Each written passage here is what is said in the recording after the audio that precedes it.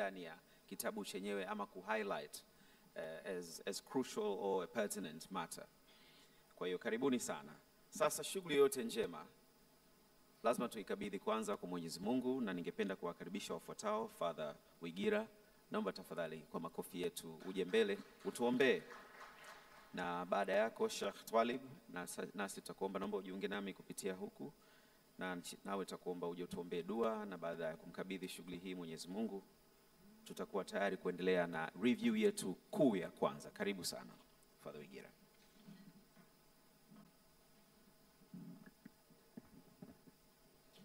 Kwa jina la Baba na la Mwana na la Roho Mtakatifu. Mungu Mwenyezi,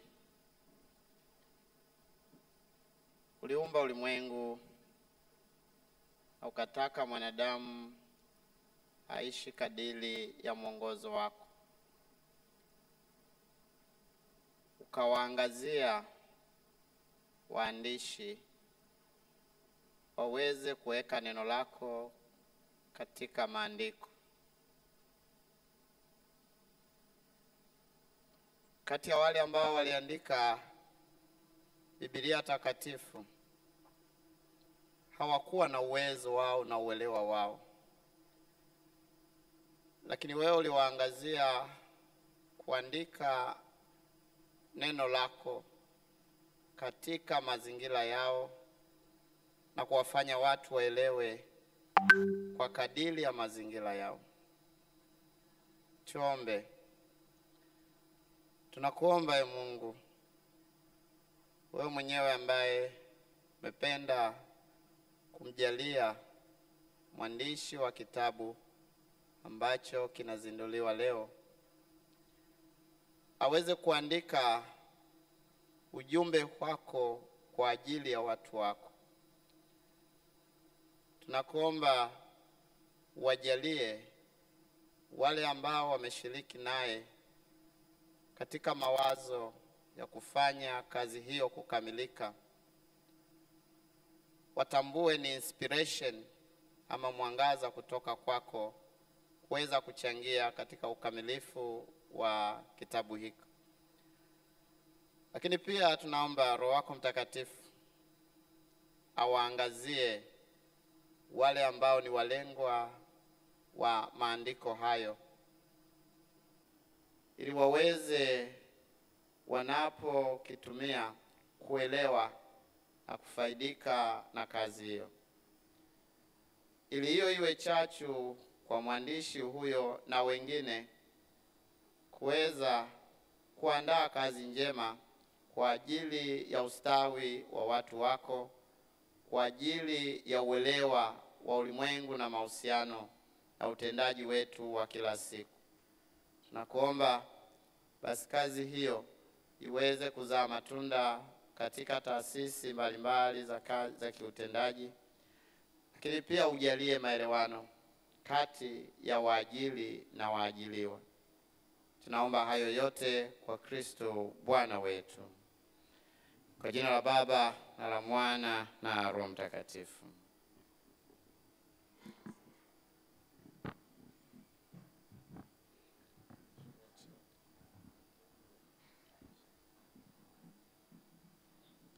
Nakushukuru Father.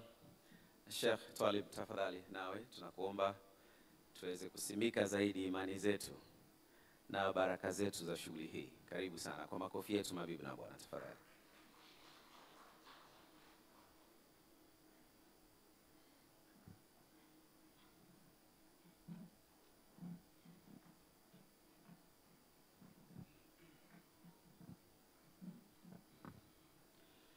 بسم الله الرحمن الرحيم. الحمد لله رب العالمين، وصلى الله وسلم وبارك على سيدنا محمد وعلى آله وصحبه. Ndugu zangu mlohudhuria katika jambo hili tukufu, Mwenyezi Mungu alimuumba mwanadamu akaumba na malaika, kisha akampa elimu kubwa mwanadamu kuliko malaika.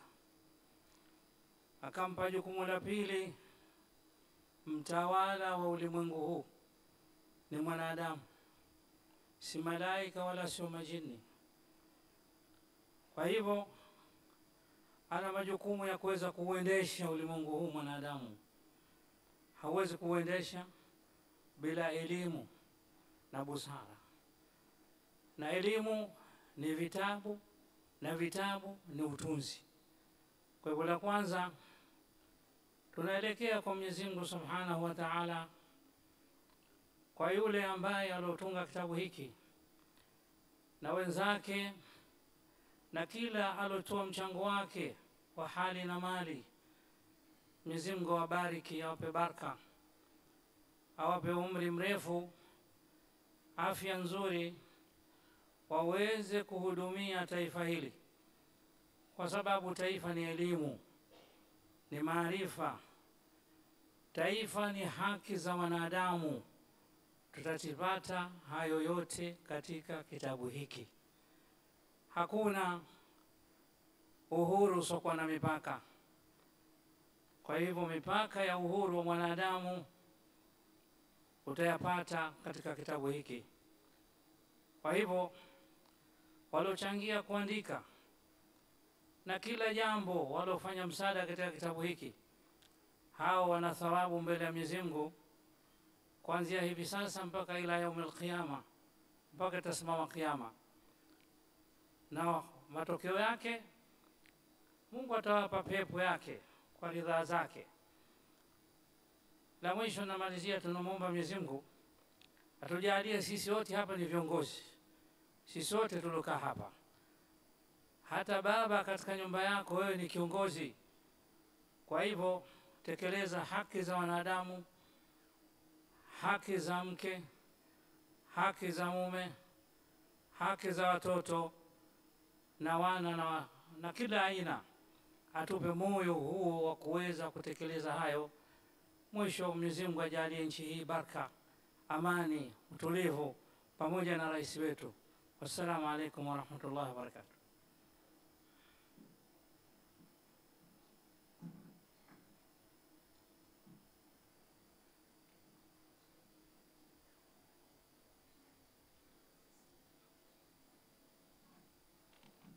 Tunashukuru sana viongozi wetu wa imani.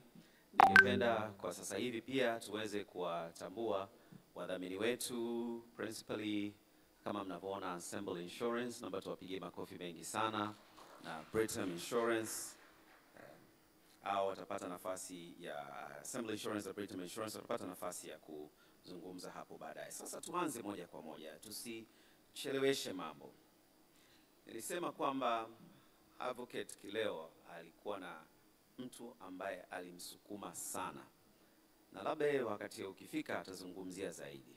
Huyo si mwingine, ndio ambaye amepata nafasi ya kwanza kabisa, Professor Chris Peter Maina. Naomba nikukaribisha hapa mbele kwa heshima kubwa sana kama reviewer mkuu wa kwanza wa volume hii. Mimi naita volume maana ni page of 1 na zaidi. Karibu sana hapa mbele. Naomba katika jukwaa hili tuweze kukusikiliza, utueleze yale yaliyokugusa, yale ambayo ulimsukuma Advocate Ali aweze kuyaandika, na process nzima wakati wote uliopita. Naomba tupige makofi mengi sana. Mabibi na bwana,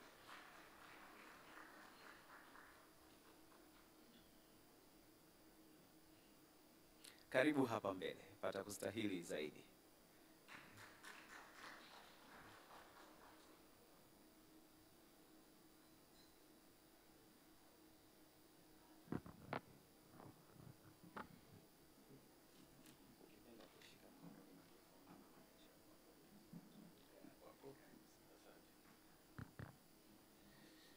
Mheshimiwa mgeni rasmi, Dr. Damas Ndumbaro, mbunge, waziri wa Katiba na Sheria na ni mwanasheria mwenzetu, Mheshimiwa Jaji Msofe, Jaji Mfano mstaafu wa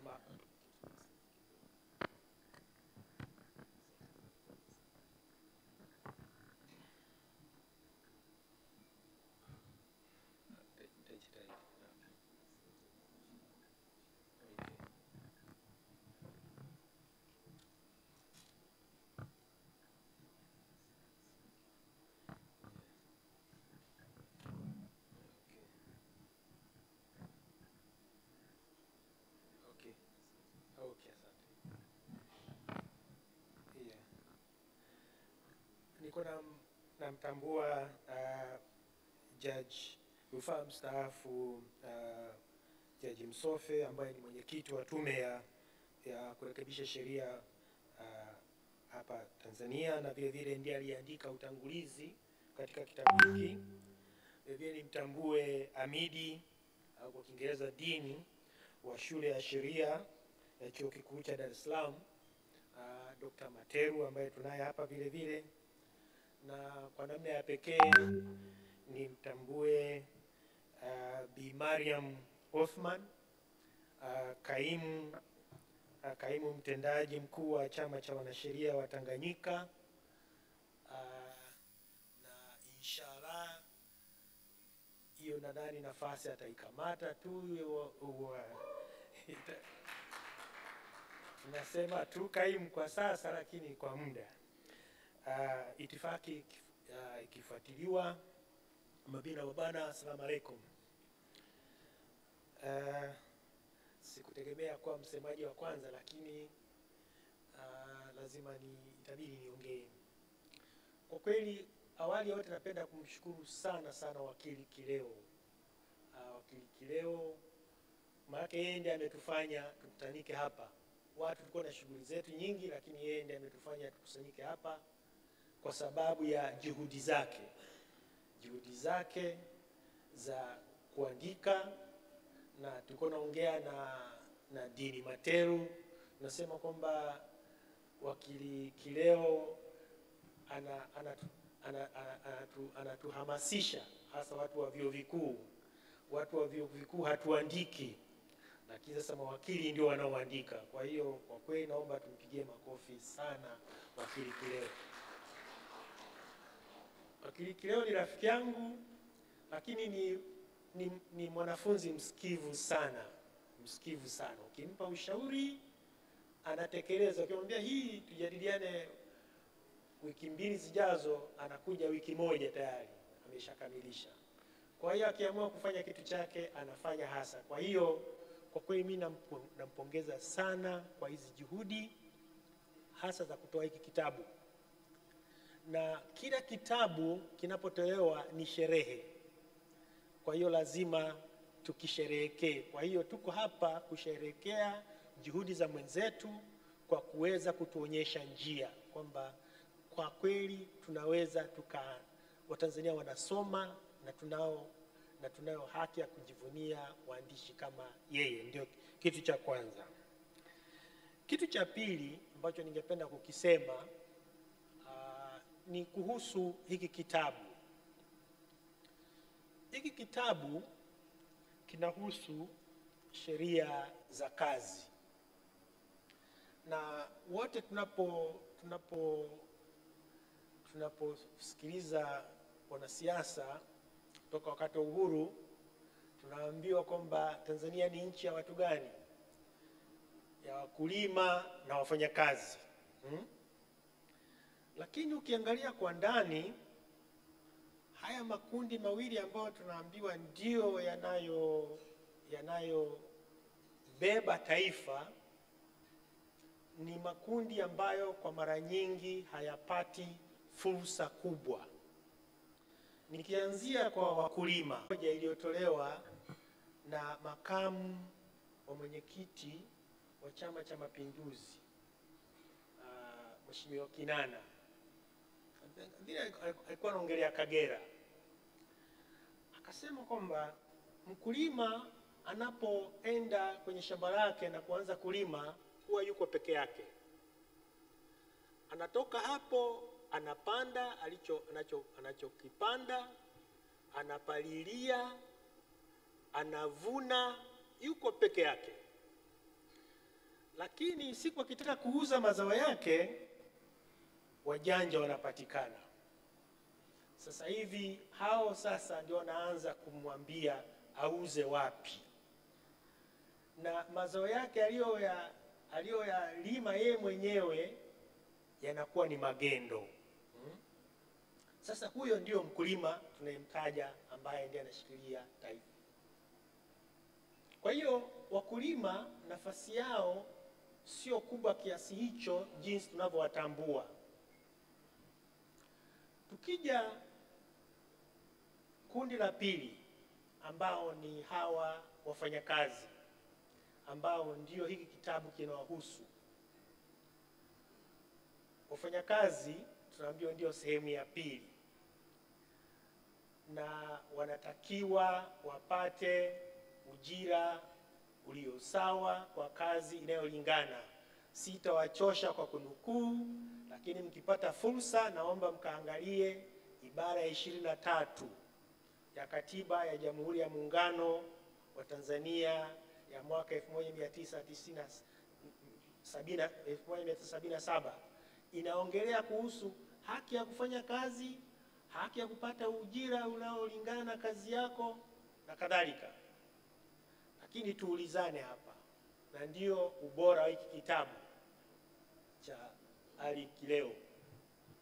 Ni kweli wafanyakazi wa Tanzania wanapata ujira unaolingana na kazi zao?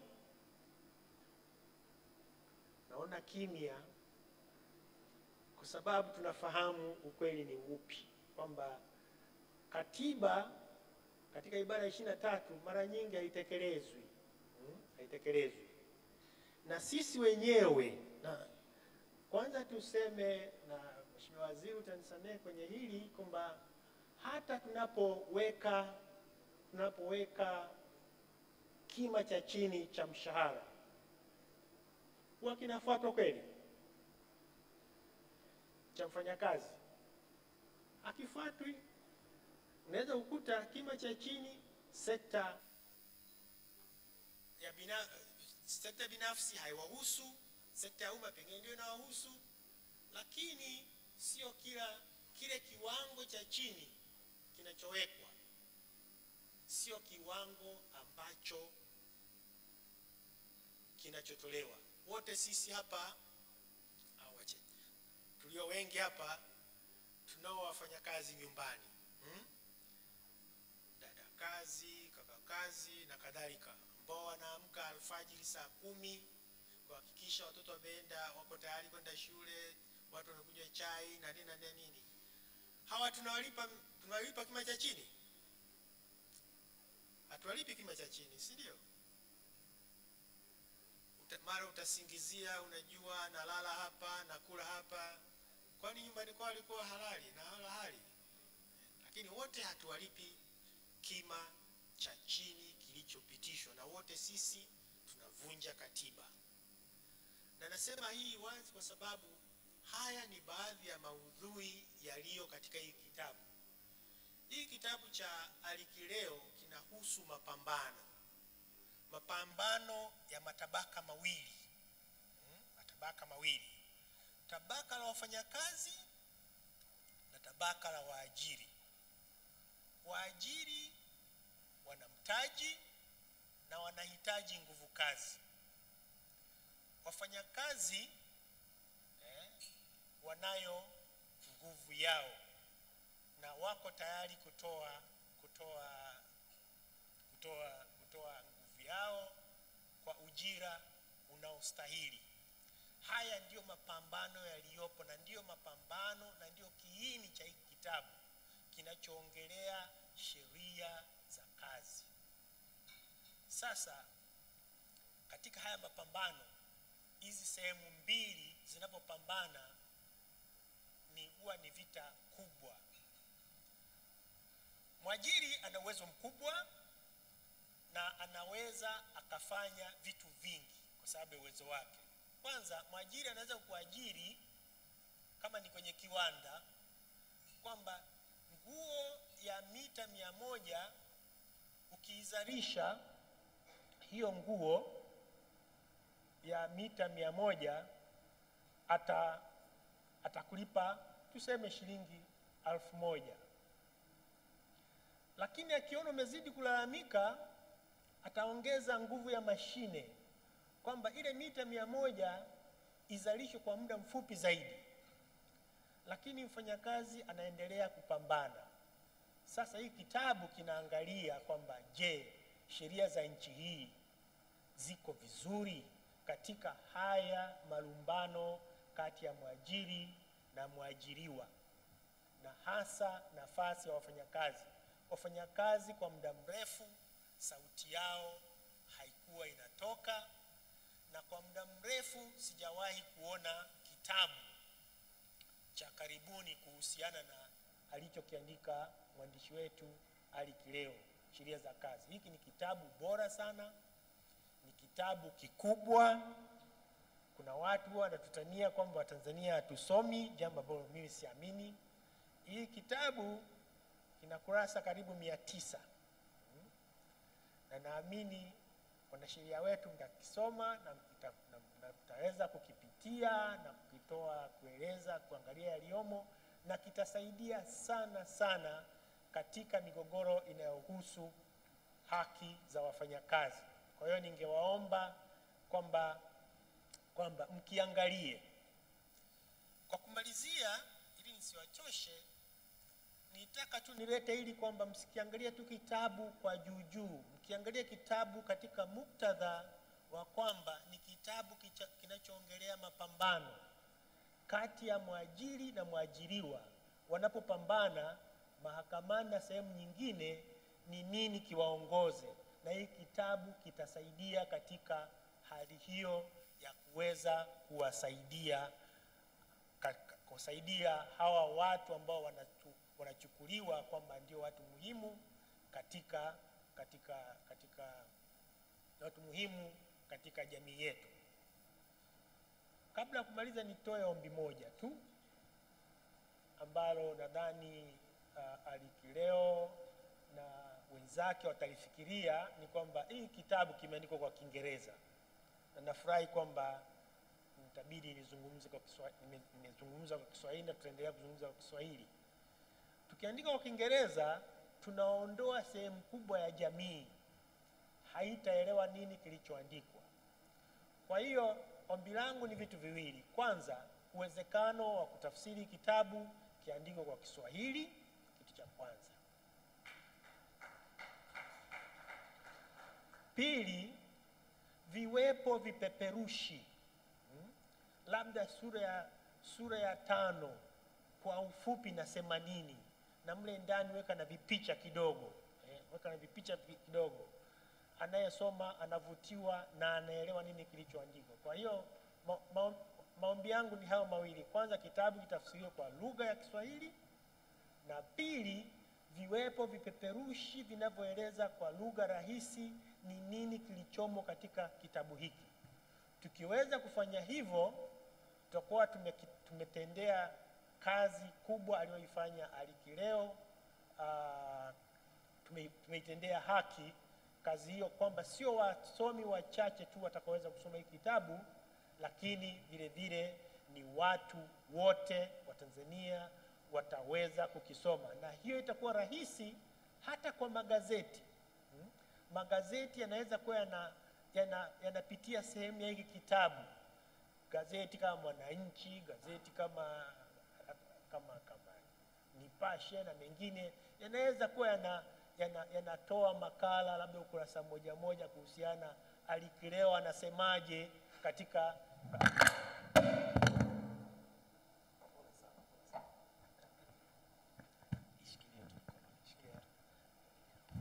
Ali Kileo anasemaje katika sura ya 5 kuhusiana na haki za mfanyakazi. Kwa hiyo mimi nadhani tukifanya hivyo, sio sisi tu wachache tuliokutanika hapa, lakini watu wengi zaidi wataweza kujua ni nini kilichopo katika hiki kitabu, na hapo tutakuwa tumemtendea haki mwandishi wetu Ali Kileo, ambaye kwa mara ya pili nampongeza sana. Asanteni sana.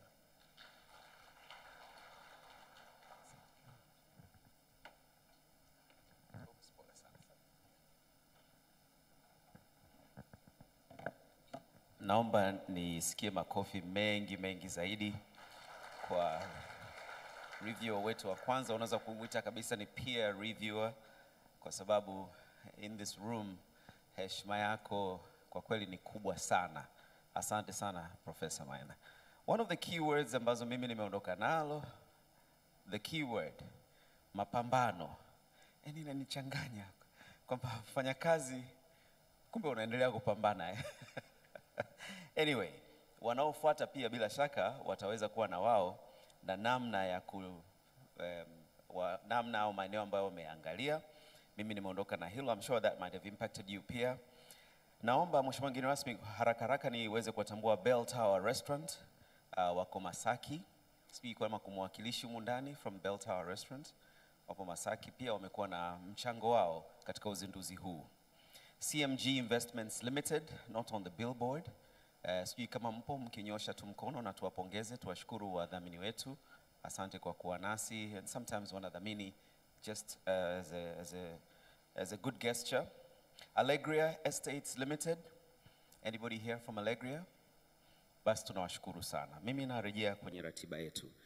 Professor, umetumia muda wako vizuri sana, not too long but very concise.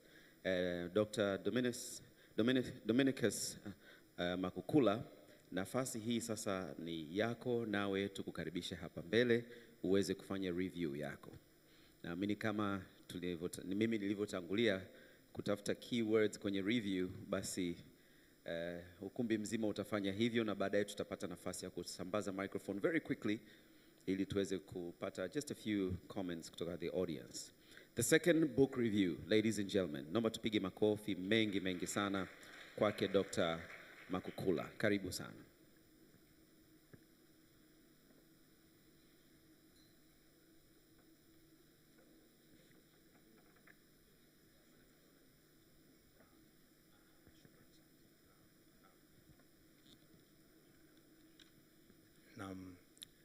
Mheshimiwa Dr. Damas Ndumbaro, Waziri Katiba na Sheria, Bunge, Mheshimiwa Jaji Msofe,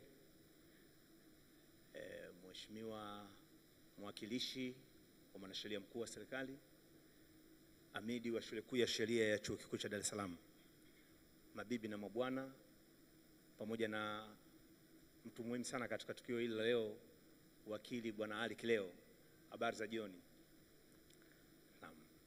Mimi kama nilivyotambulishwa na MC, naitwa Makukula Dominicus. Nilikutana na Bwana Kileo miaka 13 iliyopita, na alikutanishwa na mimi mara baada ya mwalimu wake aliyekuwa akimsimamia wakati akifanya diploma katika masomo ya mawasiliano katika Chuo Kikuu cha Dar es Salaam, shule kuu ya mawasiliano Chuo Kikuu cha Dar es Salaam, kupata uhamisho wa ghafla. Kwa hiyo wakili Ali Kileo alikabidhiwa kwangu kama msimamizi wake miaka 13 iliyopita. Na tunamshukuru Mungu, kama alivyosema review aliyepita, Bwana Ali Kileo ni msikivu sana. Wakati Bwana Ali Kileo anakuja kusoma pale, mimi nilikuwa nimetoka kufanya masters na nilikuwa na moto. Walinipa jina chuoni, lakini Kileo alikubaliana na usimamizi wangu na alifanya vizuri. Alimaliza, aliandika mradi wa kumaliza diploma. Chuo Kikuu cha Dar es Salaam tulikuwa tuna programu ya kuwafanya hata wanafunzi wanaofanya programu ya diploma waandiki kitu kama dissertation hivi kabla ya kumaliza. Kwa hiyo Bwana Kileo, mradi wake aliyouandika ulikuwa ni mradi wa mapambano vile vile kama ulivyokuwa kwenye hiki kitabu. Aliandika juu ya mfumo mbovu wa mawasiliano wa bodi ya mikopo ya Tanzania na migomo isiyokwisha ya Chuo Kikuu cha Dar es Salaam ya wanafunzi. Nimejaribu kutafsiri kwa Kiswahili kitu alichokiandika, na alipambana kweli kujaribu kutafuta namna ya kufanya mawasilisho ya matokeo ya utafiti wake mbele ya wahusika wa bodi ya mikopo.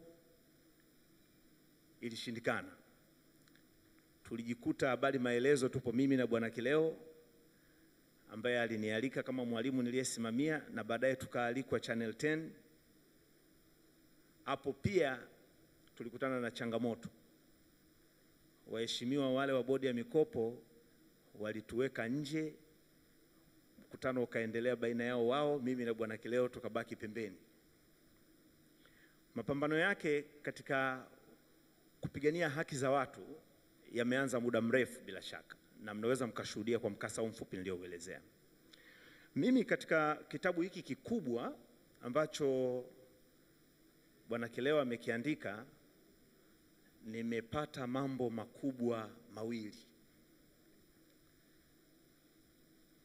Hili la kwanza nimedesa kutoka kwa Profesa Maina, anasema ni mapambano. Lakini jambo la pili nililojifunza mimi kwenye hiki kitabu, hasa kwenye sura ya 20 ya hiki kitabu, ni mapambano ya haki. Sio tu mapambano, ni mapambano ya haki. Yule anayestahili kupata kile anachostahili na akipate, kwa vile vinavyowahusisha wote waliopo katika harakati mbalimbali za kujitafutia maisha. Katika chapter hii Bwana Kileo amezungumzia haki za mfanyakazi katika eneo la mawasiliano. Unajua hapa tutazungumza katika mwendo ule wa kitaaluma. Tukifanya huu ukumbi kuwa darasa patakuwa boring hapa sasa hivi. Kuna wengine wanapata furaha kwa kwenda kwenye eneo hilo la akademia hilo. Walimu wanaathirika kwa kusoma vitabu muda mrefu sana, huwa wanaathirika. Na hasa ukianza kusoma ukiwa na umri mdogo, kila kitu utataka kurejea kwenye kitabu. Mimi nitajitahidi nifanye mazungumzo yangu yawe rahisi kabisa kwenye review yangu ya ile chapter. Sasa mapambano ya haki.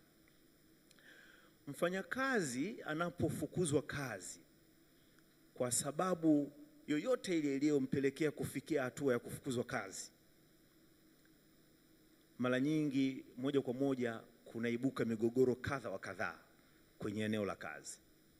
Lakini mgogoro mkuu tunaouona pale sisi ni mmoja tu, kati ya mfanyakazi na mwajiri.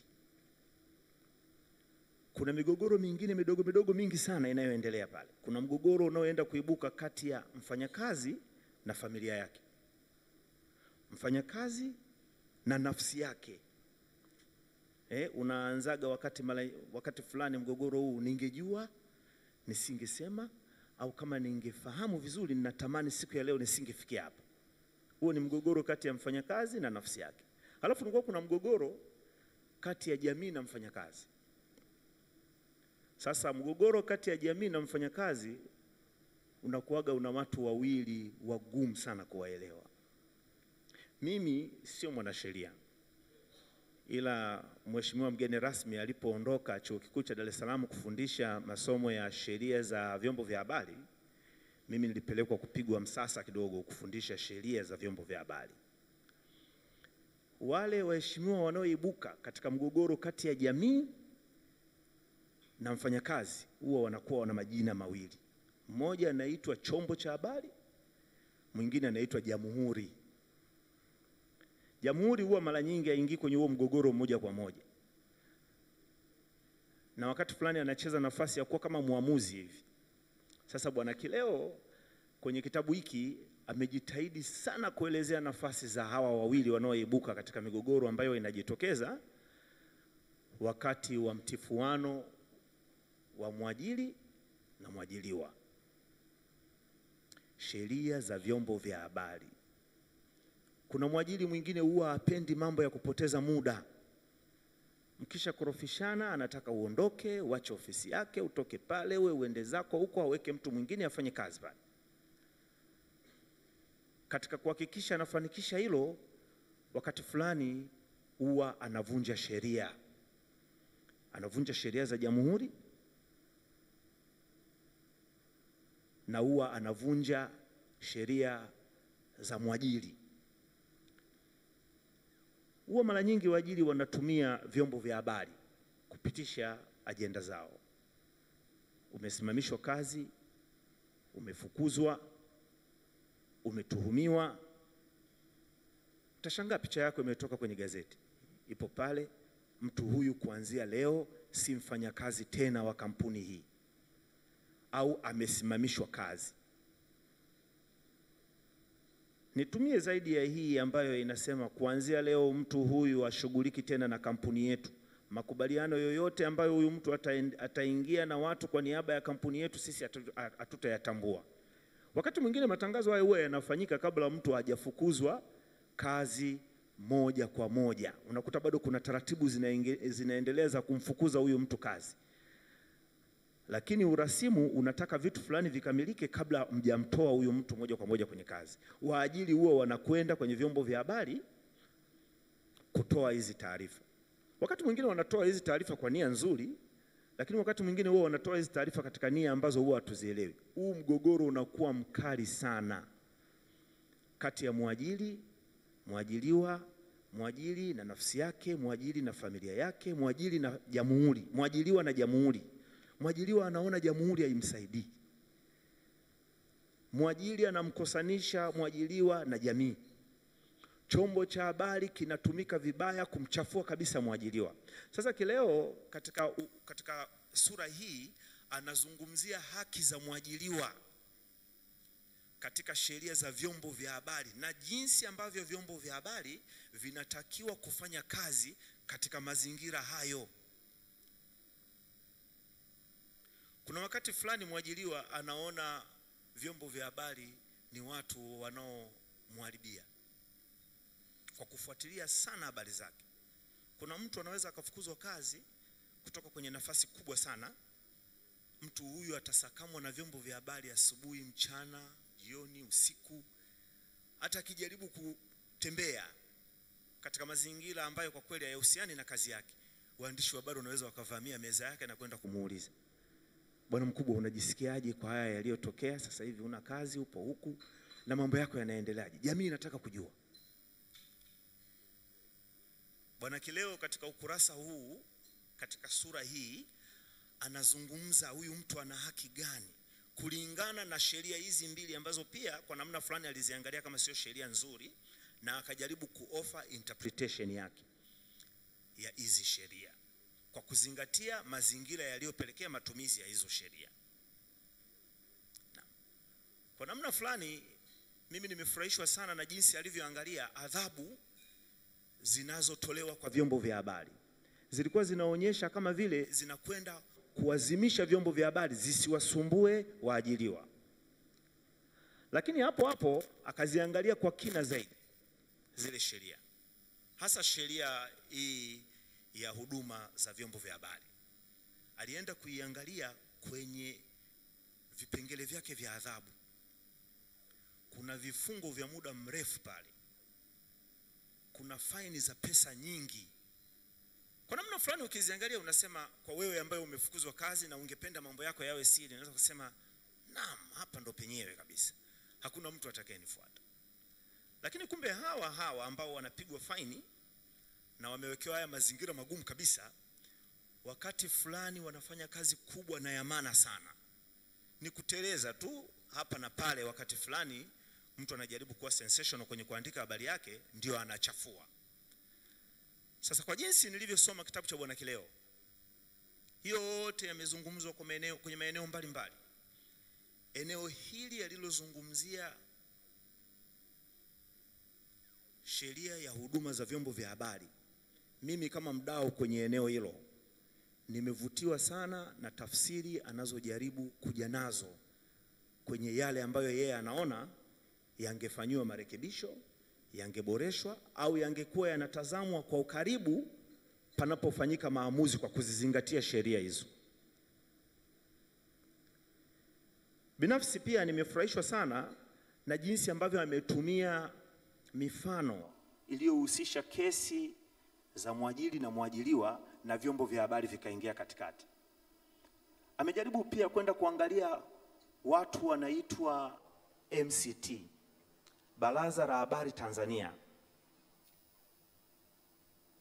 Sheria inawaangalia hawa kwa namna gani? MCT, ili baraza linajengwa na wajumbe wa kutoka kwenye taasisi mbalimbali, vikiwamo vyombo vya habari. Kuna waandishi wa habari, wahariri wabobevu waliomaliza muda wao wa kuhudumu, wamekuwa sehemu ya baraza hili. Lakini pia wahadhiri, waajiri, wafanyabiashara, watu wengi wanahusika kwenye hili baraza. Ilifikia wakati fulani mtu akiona hajatendewa haki na vyombo vya habari anakwenda kushtaki kwenye hili baraza. Kesi zilikuwa ziende mahakamani kwenda kushtaki kwenye hili baraza. Hili baraza lililaumiwa kwa muda mrefu sana kwa kuwa na namna ya kuamua mashauri katika namna ambayo walalamikaji hawaridhiki. Wengine wanasema wametukanwa, wamechafuliwa sana. Anakwenda kutafuta kazi sehemu nyingine mara baada ya kuachana na mwajiri mmoja. Anakaribishwa na watu wote wanaozungumza naye kama wanamfahamu. Kumbe taarifa zake wamezipata kupitia vyombo vya habari. Na anapokwenda kulalamika kupitia MCT kuhusiana na chombo cha habari kilivyomchafua, alikuwa anaombwa radhi tu. Chombo cha habari kinakwenda kinaandika, tunasikitika sana, tulifanya kosa hili tarehe fulani, mwezi fulani. Gazeti letu au redio yetu ilitoa habari hii ambayo haikuwa habari sahihi. Tunaomba radhi, tumemsababishia mtu huyu usumbufu, yamekwisha. Lakini lile doa au ile alama iliyoachwa pale imeendelea kubaki pale pale, haijafutika kwa ule msamaha. Tukumbuke mara nyingi watu huwa wanapenda sana, huwa tunapenda bad news. Na vyombo vya habari vinasema bad news ndio best news. Kileo ameliangalia hili swala na ameangalia hizi taasisi jinsi ambavyo zimezungumzwa katika vyombo katika sheria ya huduma za habari. Na pia amepongeza hatua kwa interpretation zilizochukuliwa kuboresha mazingira ya utendaji wa kazi kupitia sheria za vyombo vya habari, kama vile kufutwa kwa sheria ya vyombo vya habari ya mwaka 1900, sana sana sheria ya magazeti ya mwaka 1976. Ameizungumzia pale. Ni kitu cha kupendeza kuona mwanasheria ameibuka na kuzungumzia maeneo ambayo yamejificha katika haki za wafanyakazi. Kitu hiki watu wengi huwa tukitazami, huwa tunaangalia mambo yale ambayo yanakuja kwetu moja kwa moja.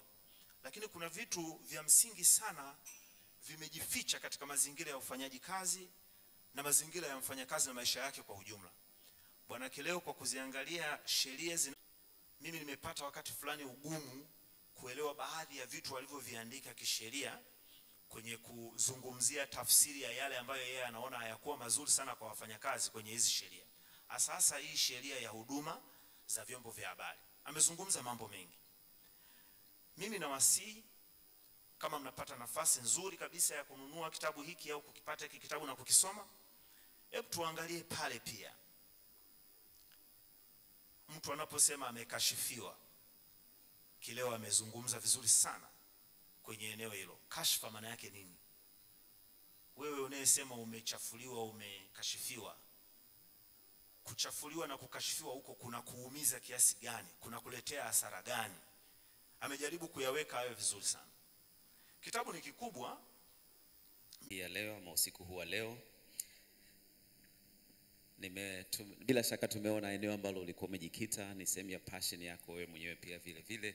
Basi natumaini kwamba imetengeneza interest kubwa sana ya wengi wetu kukinunua kitabu na kuweza kukisoma, na labda wote tutagundua katika maeneo yetu mbalimbali, katika sekta mbalimbali ambazo tunazifanyia kazi tumeguswa kwa namna moja au nyingine. Sisi wote ni wafanya kazi, natumaini hivyo.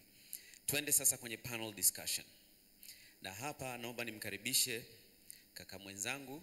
Sijui kama microphone yako kutoka huko nyuma inafanya kazi, nilikuona nayo. Jisikie huru kuendesha tukio hili adha kutoka hapa kwenye main podium, au kama imekuja huku haina shaka, karibu kaka. Ama unaweza ukashuka hapa chini ukawa kama pastor hivi ukachangamana na kundi lako la panelists ambao wanakuja. Makofi kwake Advocate Usaje Mwambene. Karibu sana kaka. Karibu.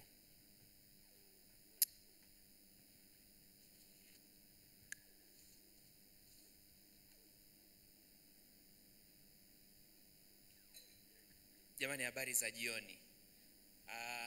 First of all, ninafurahi sana kuwepo hapa mbele yenu siku ya leo. Mheshimiwa Waziri wa Katiba na Sheria, wageni mashuhuri mlioko meza kuu, mabibi na mabwana, itifaki imezingatiwa. Naomba niwasalimu kwa jina letu lile la Jamhuri ya Muungano wa Tanzania. Yes, kama ambavyo mwenzangu amenitambulisha, mimi naitwa Usaje Mwambene. Ali is a good friend of mine. Not only a friend, but we went to school together. So Ali is my classmate. We did our masters together at University of Dar es Salaam. Somehow I had a passion of writing. Lakini I don't know where the passion got lost.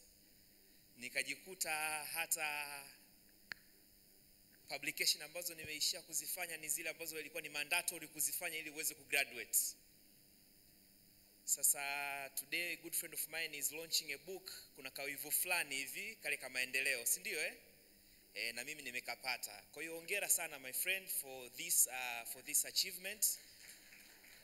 This is really big. This is really big. Hongera sana. So my session kwa wale ambao mna digital schedule yetu, I'll be moderating this panel discussion, and quickly allow me to invite the members of this panel discussion. And in this panel discussion, we have very esteemed members ambao they come from diverse experience on matters relating to employment and labor relations, from the employer perspective, as well as from the practice, meaning from the advocates who take cases from these cases relating to employment. Kwa hiyo wana experience mbalimbali ambao tutashare nao jioni ya leo. The first one is not any other. This is a senior associate to the group, meaning she works with the MDM Law Group. She's an advocate of the High Court of Tanzania and the subordinate courts. She's also a member of the Tanzania Women Lawyers Association and the East Africa Law Society. She's also a member of Tanzania Institute of Arbitrators. Again, this person, she's also a member of the African Arbitration Association. For some reason, this person has worked with various institutions, from public sector to private institutions. Na amefanya kazi kwenye public sector na private institutions. But she concentrates her practice right now on litigation, regulatory compliance matters, commercial and corporate matters. She also provides legal aid services on pro bono basis to women and children who lack the financial ability to hire a counsel. So this is not any other than our dear one, Messi Chimtawi. Please welcome Messi. Makofi kidogo kwa dada Messi. While she's coming, it is important to mention that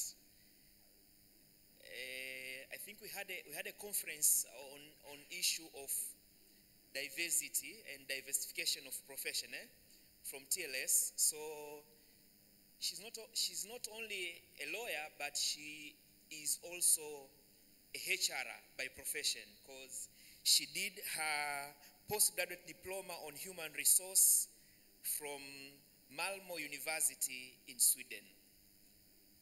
But she also has a master's in corporate and commercial law from the University of Dar es Salaam. So that is our first panelist. The second panelist, we have Mheshimiwa Wakili Msomi Shezada Wali. He is the managing partner at Stallion Attorneys. So he is the managing partner of Stallion Attorneys. He chairs an institution named as Utu Kwanza. Huyu pia ni mheshimiwa makamu wa rais wa Zanzibar Law Society.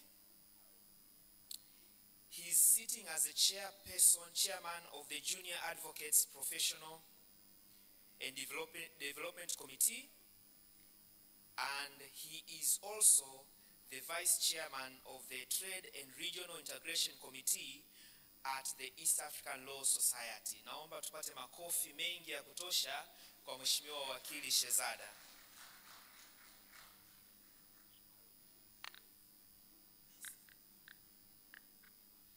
The third panelist, it's very privileged to have a person with more than 10 years industry experience. So this esteemed member of this panel has over 10 years industry experience in human resource management. She has a master's in business administration. She has worked with various management roles, including now the director of human resource at this esteemed hotel, which offered us the venue today. She is the director of human resource of Johari Rotana, and other than Rahma Nadi. Please, makofi kidogo kwa dada Rahma.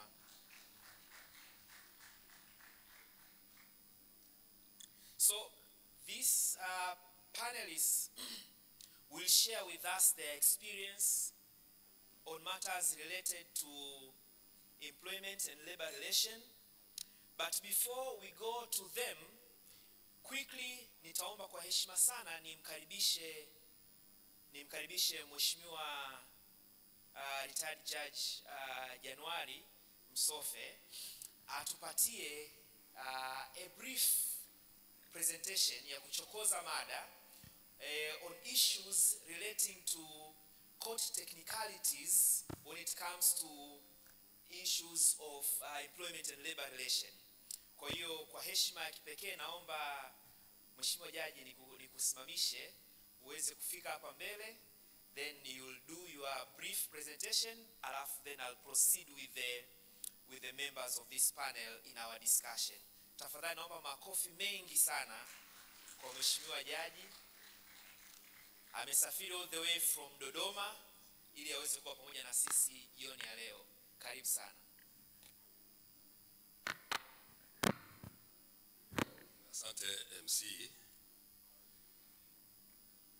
Mheshimiwa Waziri Katiba na Sheria Dr. Damas Ndumbaro na washiriki wote, naomba nitumie itifaki ile ambayo imetumika tangu tumeanza hii shughuli hapa. Na baada ya kusema hivyo, na kwa vile nimepata hii nafasi ya kusimama hapa, kwanza nianze kuungana na walionitangulia kwa kumpongeza Bwana Ali Kileo kwa kuandika hiki kitabu. Nampongeza sana. Pili, niseme kwamba ninamshukuru kwa kunipa heshima ya pekee ya kuandika ule utangulizi wa kitabu, yani the forward.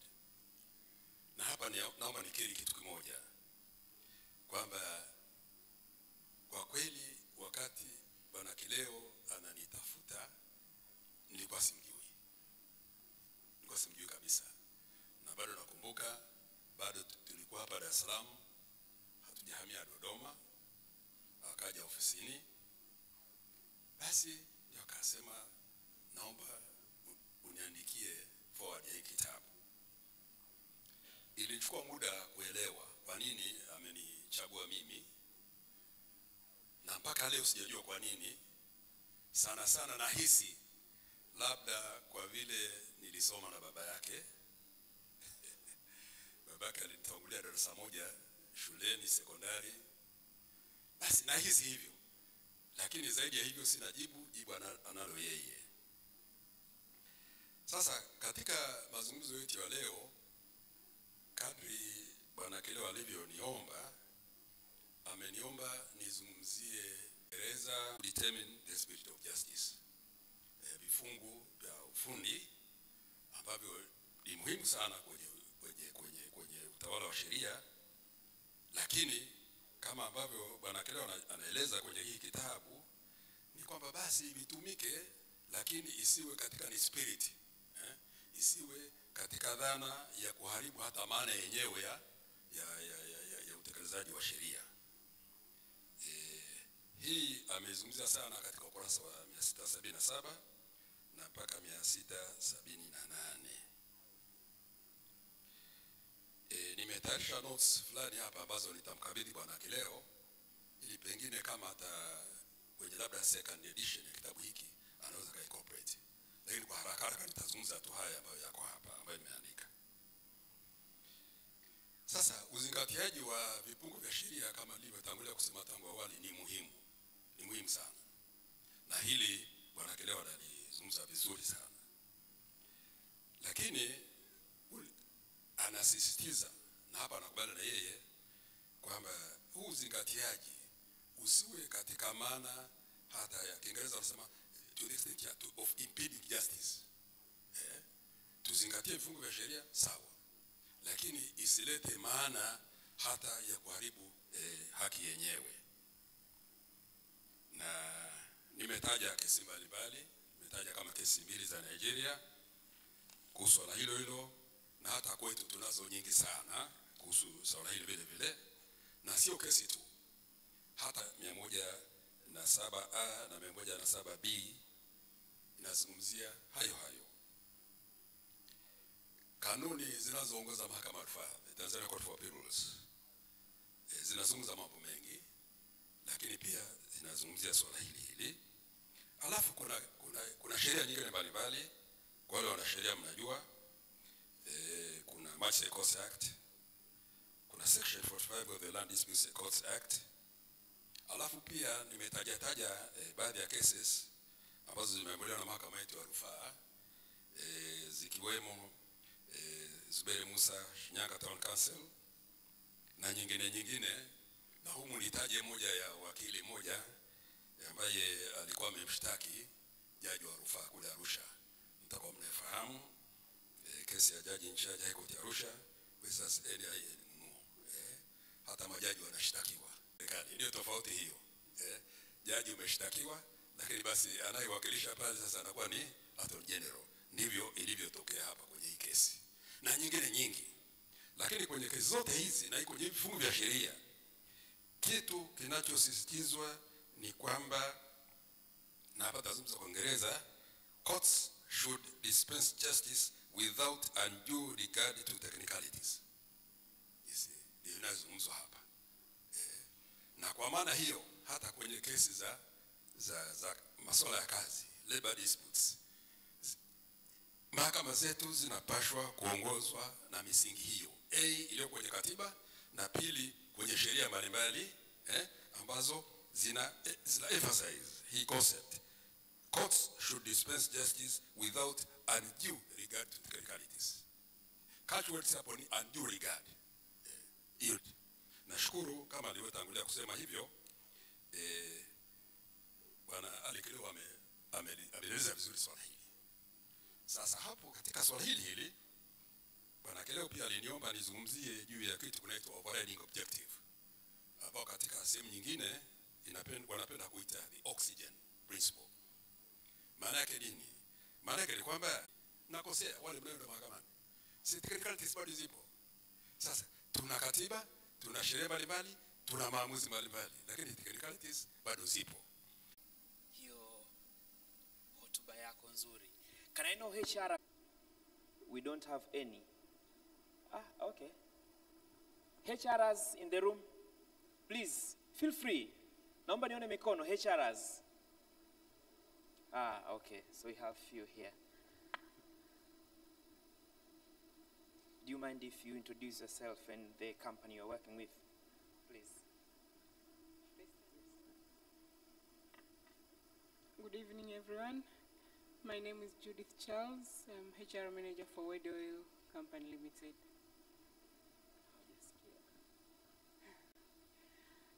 I'm Judith Charles.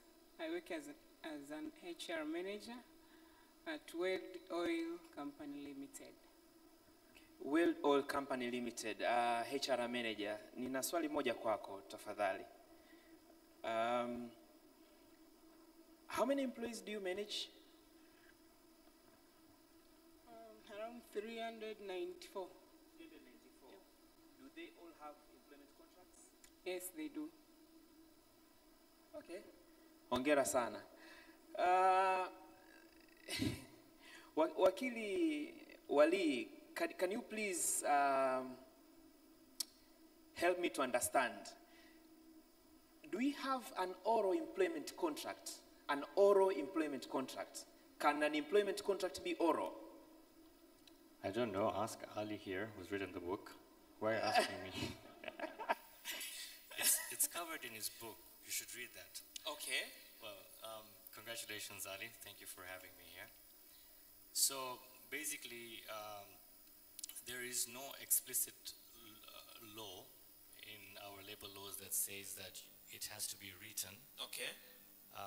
Unless the employee is going to be working outside Tanzania. So you may say that it could be oral, or I would say that if there is no contract in place, then what happens is the onus to prove that certain terms of a contract or that make up a contract in any legal proceeding then remains on the employer to prove. And so there is no explicit law that says that it has to be in writing per se. Okay. But it's always recommended that these contracts are in writing, and there are quite a lot of cases where employers are sort of somehow punished for not giving contracts. So it's sort of an issue that is ongoing, but the law per se doesn't say it has to be in writing. So the now I'm wondering if the law does not provide a mandatory requirement of having an oral, a written employment contract, what will happen if things get worse? How will the parties, maybe how will the employee or the employer realize his or her rights when it comes to a dispute now? Have you ever had a case where there is no employment contract? Yes. So Please, can you share experience? So basically, what then the CMA, Commission for Mediation and Arbitration, arbitrators would look at would put the burden of proof on the employer that whatever terms they're alleging was breached basically fall under the terms of an employment contract, and then they have to prove that those terms actually existed. So if an employee goes and says that he was unfairly terminated, the employer has to prove that this is what the employee did and that's why I terminated the employee, or that I followed the right procedures to terminate. So normally that's what happens. Messi, do you mind telling us how strict is your boss? I know you work with Ali. How strict is your boss?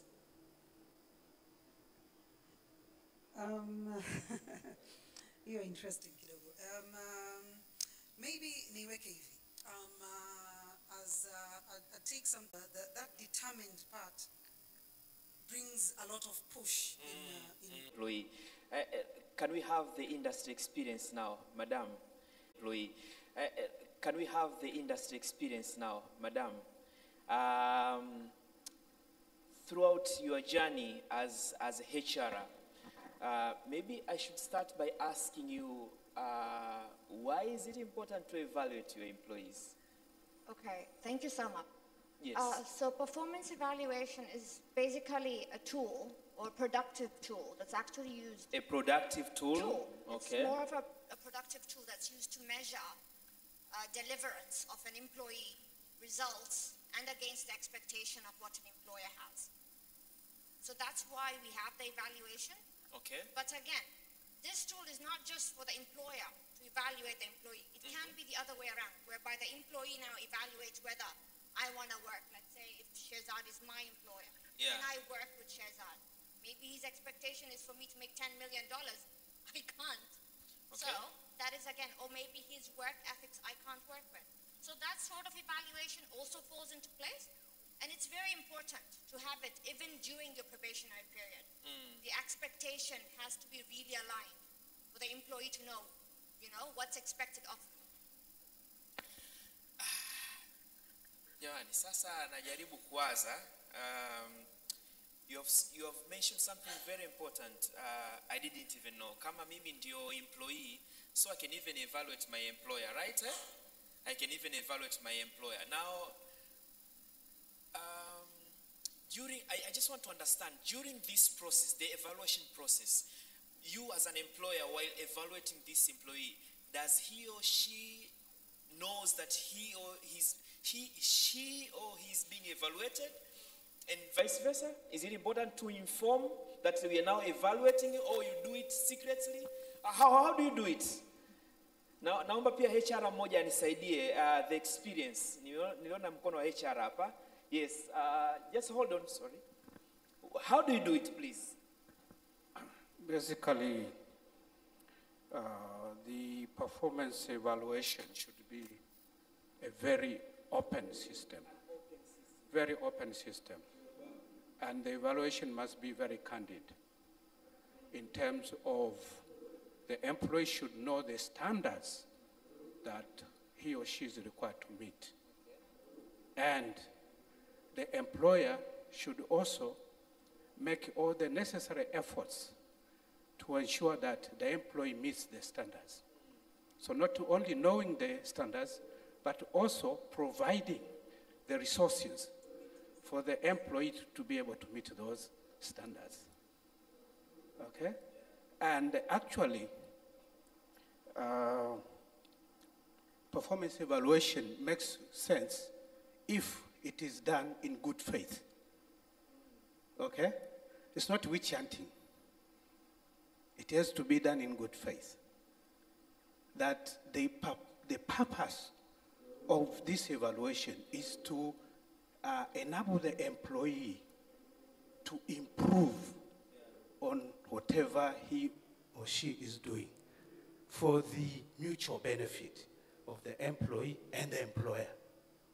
Because at the end of the day, we want to build what we call, or to entrench a continuous improvement culture in the organization.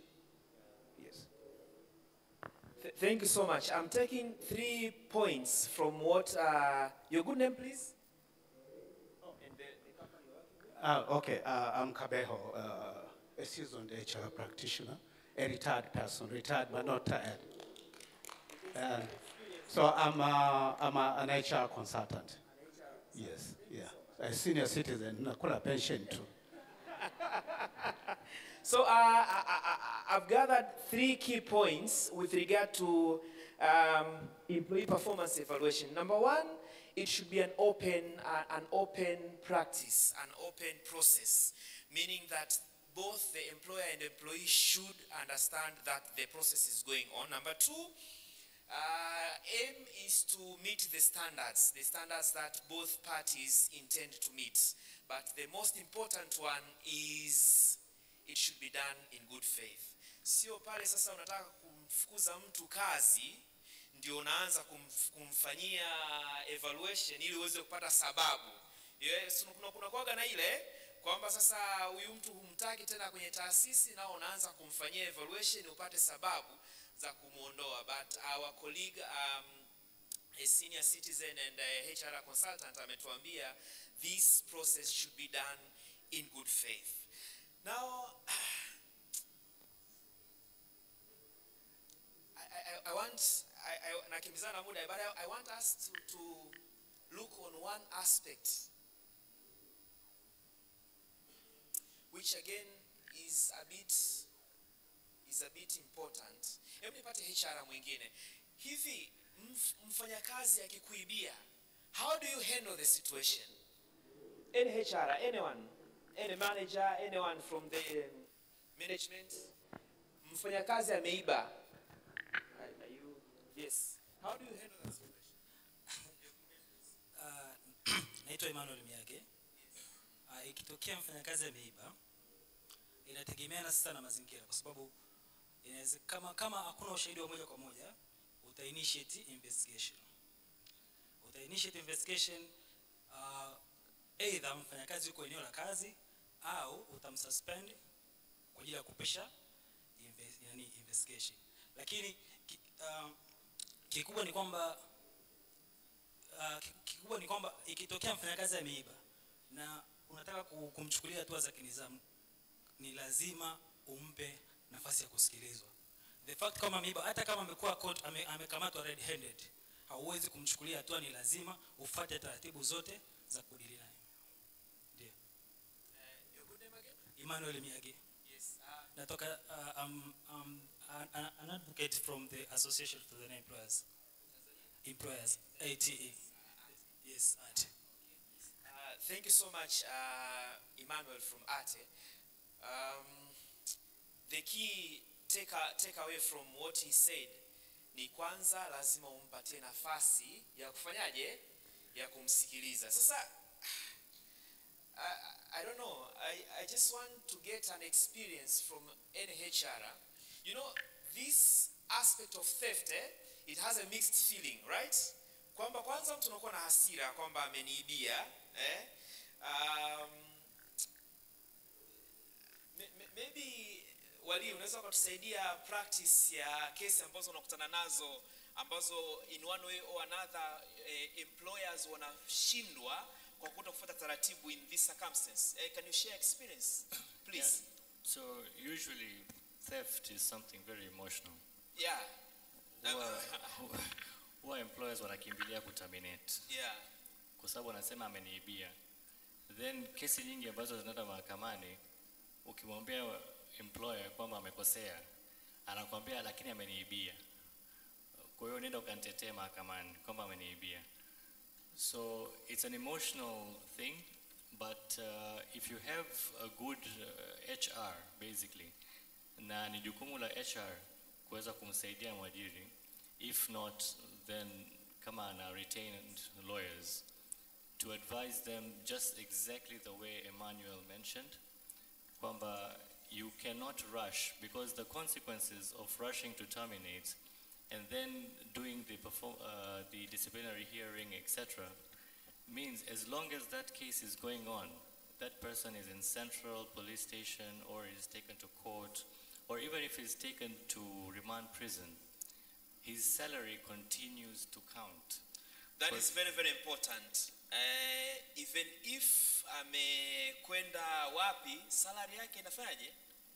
Inaendelea. Yes. I want to give you an example. Yes. There is one case that came to us where this employee amerudi baada ya miaka 4. Imagine. Baada ya miaka 4. He was not in the kwa bahati company. mbaya GM aliyekuwepo wa zamani alimterminate. Huyo akaenda na kesi yake ilikuwa haihusiani na employment yake. Alikamatwa tu na serikali, akawekwa ndani. After 4 years akarudi kazini. Akasema mimi nimerudi kazini. Yeah. The employer said, but this position is given out. Akasema, yeah, but you have not really terminated me for my employment. Akasema, yeah, lakini hakuonekana. I said, yeah, but I informed you of my problems. So the only way out was to negotiate with that employee at the end of the day, because the law was on his side. Because for real, his termination was unfair, and it was actually in his absence. So those cases are many, and normally the only way is to negotiate and settle rather than going to court. I see. So at the same time, even if you are angry about this person, you need also to manage your emotions ili uweze kufuata taratibu stahiki za kumuondoa huyo mtu kazini. Just one aspect before I release my panel. I want us to Messi, can you say something about paternity and maternity leave in Tanzania? I mean, I just want to get your opinion. How many days for a father? Is it not 3? 3. Is it not 3? Yes. Currently, the law provides for maternity leave na paternity leave. Yes. Maternity leave inaeleweka, ni mama amejifungua, Sawa. anapata siku zake 83. Ni 83. Mama. Yes, mama. Baba? Now, this new law brought in this aspect. It's a new aspect. Haikuwepo kwenye sheria yetu, ilikuja na sheria mpya ya kazi mwaka 2006. It brought in an aspect of paternity leave in terms that the father now also gets 3 days after mama kujifungua. Mama amejifungua leo, baba ina maana ana entitlement ya 3 days paternity leave following the kujifungua. Yes, sorry. So it's a new aspect, yes, but again it's an aspect that's a bit tricky. Kwa sababu most of these fathers out there are like, okay, fine, mama amepata maternity leave ya siku 83, sasa baba siku 3. Yeah. Siku 3 anaenda kufanya nini? Anamsaidia mama kufanya nini? 3 days. Anamsaidia nini exactly? Is he just getting time off to go home and find out, oh, I have my 3 days? Ama nini exactly? Is it really enough? Does it really cater for its intention? So there is an issue there, yes. Rahma, labda unisaidie kitu kimoja. I don't know. Do you give paternity leave to your employees? Yes, we do.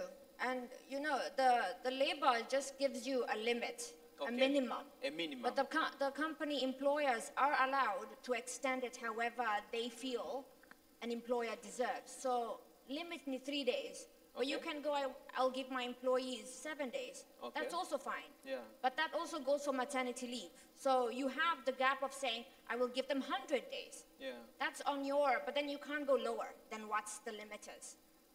You can't go that's lower. That's where employers' rights can come in and say, you know, let's do this for our employees. Yeah.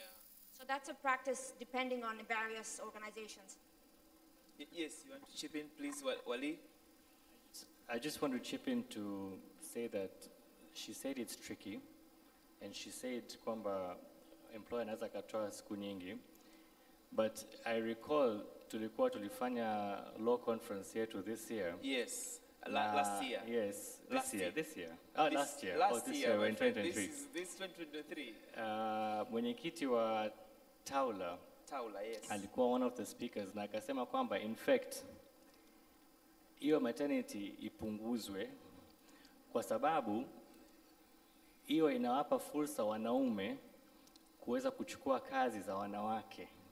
So akasema in fact this can be very controversial and discriminative pia kwamba kwa sababu huyu mwanamke ameenda maternity, employer anaangalia sasa yule mwanaume ambaye anafanya kazi zaidi anakuja kumpani either sheria iseme kwamba na mwanaume pia aende kama siku 60 hivi akapumzike akalee mtoto ili na yeye feel ile pain kwamba kuna mwanamke pia katika nafasi yake kule anaweza kachukua kazi yake. So it's tricky, but I feel like there is a time now we need to look at a balance to also be able to save those jobs, because normally employers unfortunately have that thought kwamba because she's a mother, she's not available, I have to look for somebody who replaces her. Or by the time anarudi, anakuta kuna mtu amekuja pale, alikuwa anamsaidia. Now the employer starts feeling kwamba maybe she's not going to be productive enough. So it's time that, and I'm glad that we have people like Ali who are writing books on this. Yes, actually, Ali so we need to also, look into it, and it has been covered in his book as well. So thank you, Ali, for bringing it up in your book. Yeah. But we have to start seeing how this can be balanced. Yes, nipate opinion kidogo, nipate mawazo pia kutoka kwa HRs. Please, that aspect. Nataka tu kuchip in. Jamani, ukiangalia hii sheria Employment and Labor Legislation Act, 366 imeweka minimum standards, okay? Kama ni likizo, kama swini, minimum standards. Na employers actually wamepewa jukumu na sheria kwa kuthamini haya maneno pale aliyoandika Ubanali. The reputation of an employee is more valuable than any other property. In fact, hilo neno sijalipenda sana ali. Lina negative connotation kidogo kwangu. Maybe ungesema than any other asset. Okay? Inaleta value kubwa zaidi. Maana yake nini? Maana yake ni kwamba mwajiri lazima ajiongeze. Vijana siku hizi wanatumia neno kujiongeza. Kwamba mimi kuna makampuni ambayo nimechea ile CBA kwa Tanzania ni 6 months. Yes. 6 months paid maternity leave. Na mwanaume anapata 1 month paternity leave. Okay? Kwa ajili ya kumsaidia mama. Kwa hiyo haya mambo jamani ni jinsi mwajiri anavyowathamini wafanyakazi wake. Asante sana. This discussion is a bit emotional, a bit tense. I don't want to cause any further problems. Naomba niwashukuru sana panelists wangu. Thank you so much Rahma. Thank you so much Mr. Wali, and thank you so much Messi. I believe it was an interesting discussion to have you all, and thank you again for participating in this panel discussion. Naomba nirudishe kwa mwenzangu ili aweze kuendelea na program yetu kama ilivyo. Thank you so much.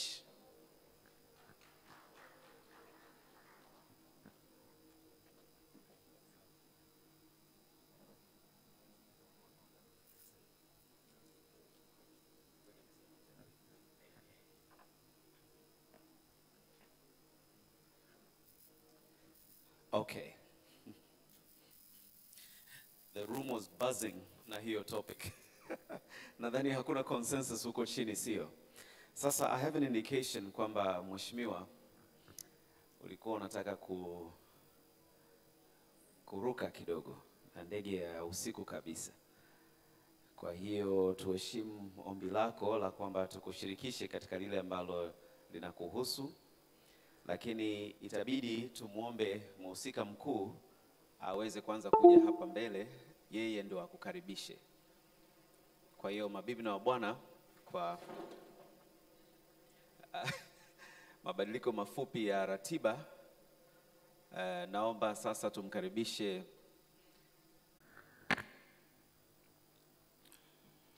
Mheshimiwa wa Katiba na Sheria, Mheshimiwa Jaji Mstaafu Mari Msofe, Mheshimiwa Felista Lelo, Senior State Attorney, uliyemwakilisha mwanasheria mkuu wa serikali,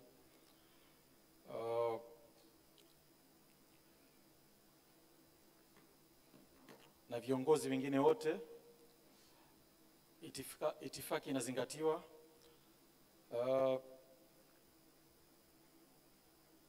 Wageni wote walikuwa mabibi na mabwana, itifaki inazingatiwa.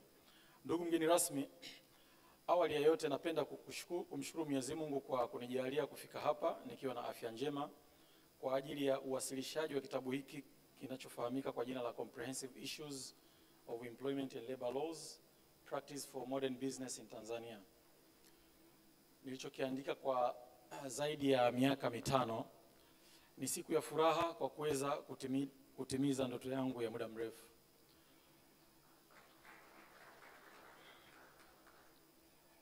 Kabla sijaendelea, ningependa pia kutoa shukrani zangu za dhati kabisa kwa mgeni rasmi, Mheshimiwa Waziri wa Katiba na Sheria, Mheshimiwa Dr. Damas Ndumbaro, kwa kukubali wito wetu na kuweza kujumuika nasi kwa ajili ya kushiriki hafla hii fupi ya kuzindua kitabu hiki. Ninakushukuru sana na asante sana. Kwa dhati kabisa ninawashukuru viongozi wote walioweza kufika mahala hapa. Pia shukrani hizi ziende kwa watendaji wote wa taasisi za umma na sekta binafsi, mawakili wenzangu, viongozi wote wa taasisi za umma na sekta binafsi, viongozi wa dini na wale wote wenye mapenzi mema kwa kufika kwenu katika siku hii ya uzinduzi wa kitabu hiki. Shukrani kubwa imwendee Profesa Chris Maina Peter kwa ushauri wake katika safari yangu ya kitaaluma na hasa katika kunihimiza kubadili fani na kusoma sheria. Shukrani hizi ni za pekee kwa kuwa mwongozo wake na ushauri wake wa mara kwa mara ndio ulionifanya kufikia hatua hii. Hadi sasa kufikia ukufunzi katika shahada ya uzamivu katika chuo kikuu huria cha Dar es Salaam. Lakini bila kusahau Profesa Chris Mainapita ndiye mmoja kati ya watu walionihamasisha kuandika katika tasnia ya sheria katika eneo hili la ajira na mahusiano kazini. Bila mchango wake pia sina hakika sana endapo kama siku ya leo tungeweza kufanikisha kitabu hiki. Asante sana Profesa Chris Mainapita. Naomba tumpigie makofi.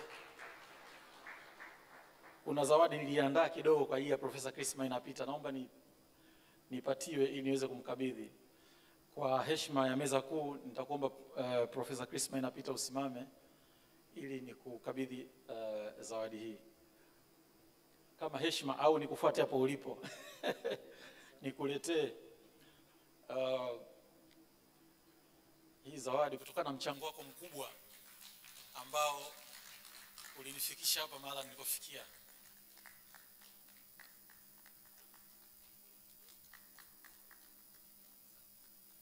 Asante Profesa.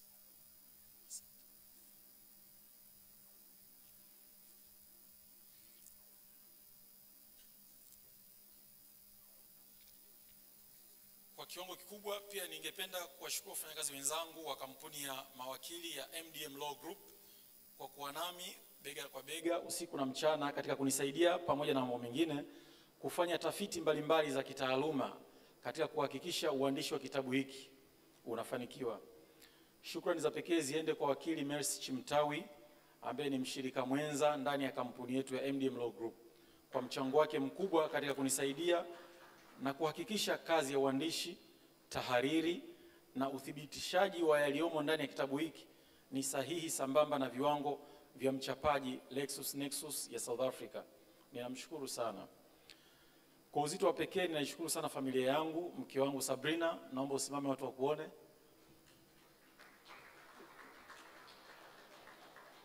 Pamoja na watoto wangu Nuhu, Sofia ambao wako shuleni, lakini yupo Idris na Amani wako wapi?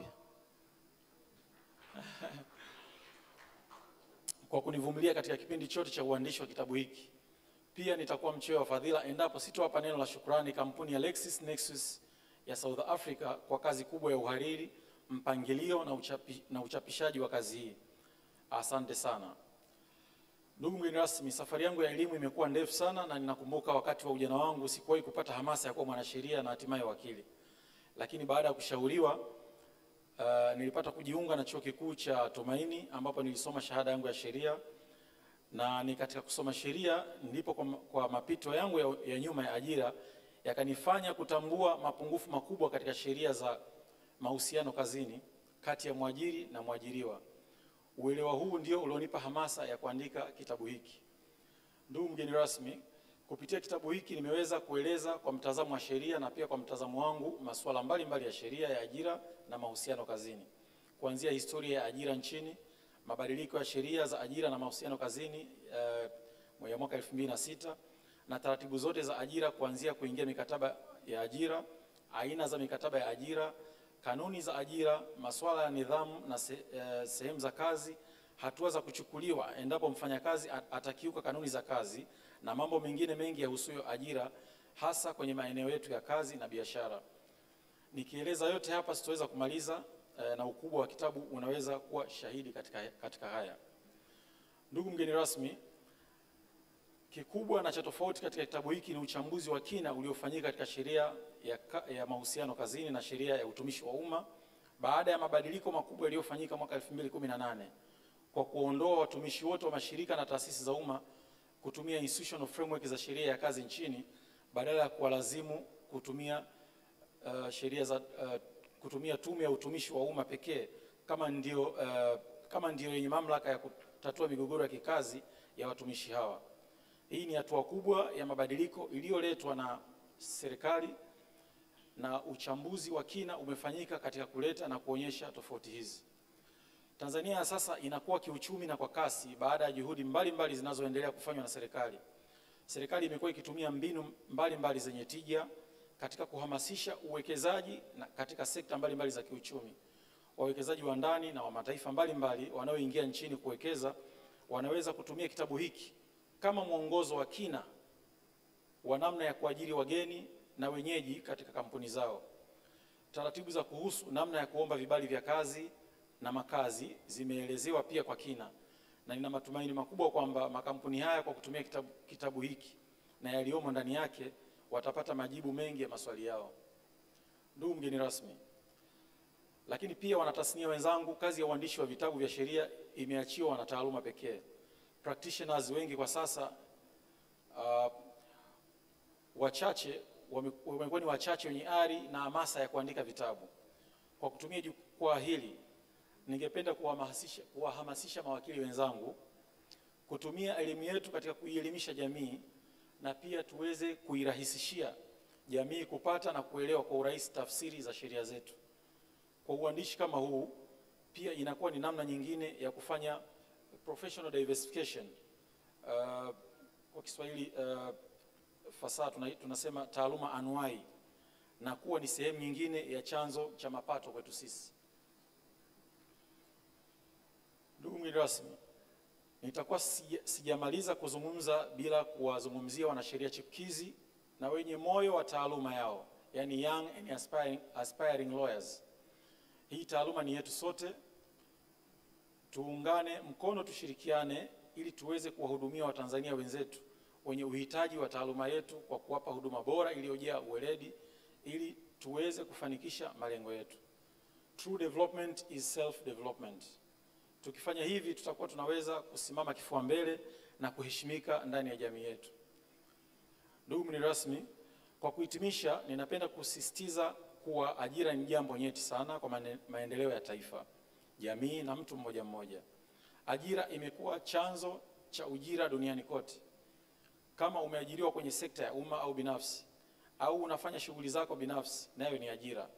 Ili kila mwananchi anufaike na uchumi wa nchi ukue, ni lazima kuwe na uzalishaji na ufanyaji kazi kwa bidii, ambayo kimsingi ndio ajira.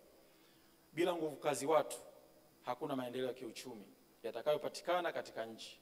Hivyo basi, rasilimali watu ni muhimu sana kwa taifa la leo, na ndio mada kuu ya kitabu chetu.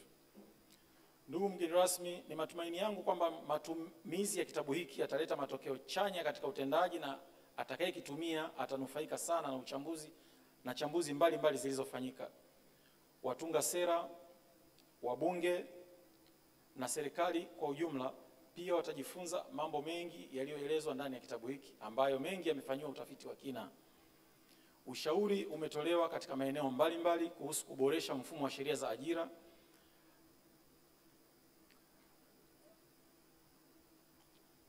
Ninawashauri na kuhamasisha kila mmoja wetu aondoke leo na nakala ya kitabu. Ndugu mgeni rasmi, kwa kumalizia namalizia kwa nukuu ya Eleanor Roosevelt aliyesema, "The future belongs to those who believe in the beauty of their dreams." Niliota ndoto ya kuandika kitabu, na ndoto hii leo imetimia. Ninaamini kwamba ndoto zangu zitaendelea kutimia, kwa kuwa ninaamini katika ndoto zangu. Ndoto ambazo familia yangu, ndugu, jamaa, marafiki, wanataaluma, mawakili wenzangu wamenifanya nizitimize. Ninashukuru sana, namshukuru Mwenyezi Mungu, na ninawashukuru wote mliofika hapa na pia kwa kunisikiliza. Asanteni sana.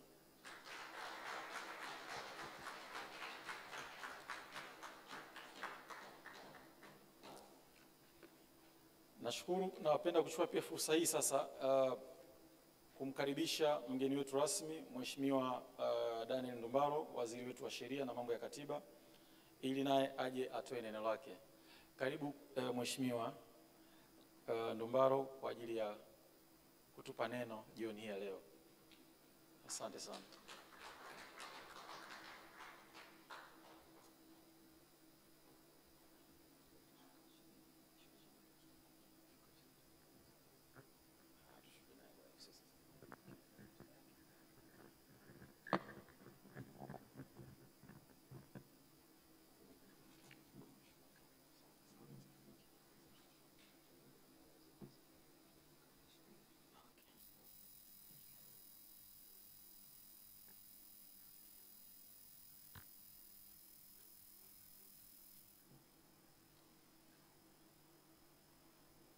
Mheshimiwa Jaji mstaafu wa Mahakama ya Rufani ambaye pia ni mwenyekiti wa Tume ya Kurekebisha Sheria, Jaji Januari Msofe, Profesa Chris Peter Maina, mwalimu wangu lakini ndio mentor wa Bwana Ali Kileo,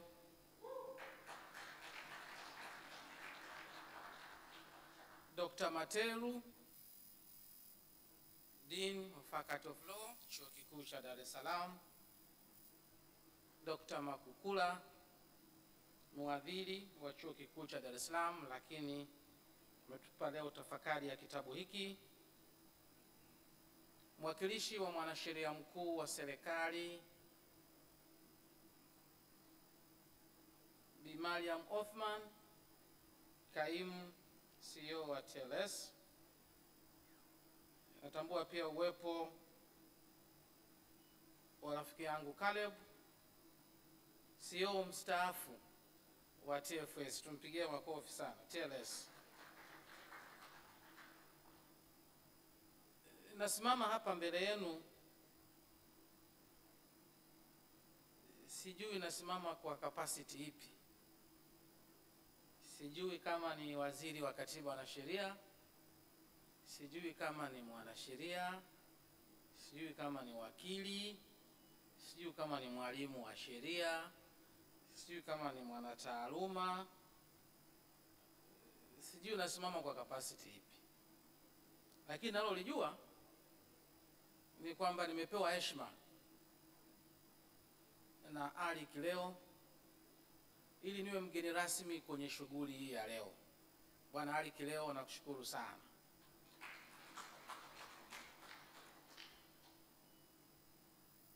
Mimi na Ali Kileo tuliwahi kutana katika maisha.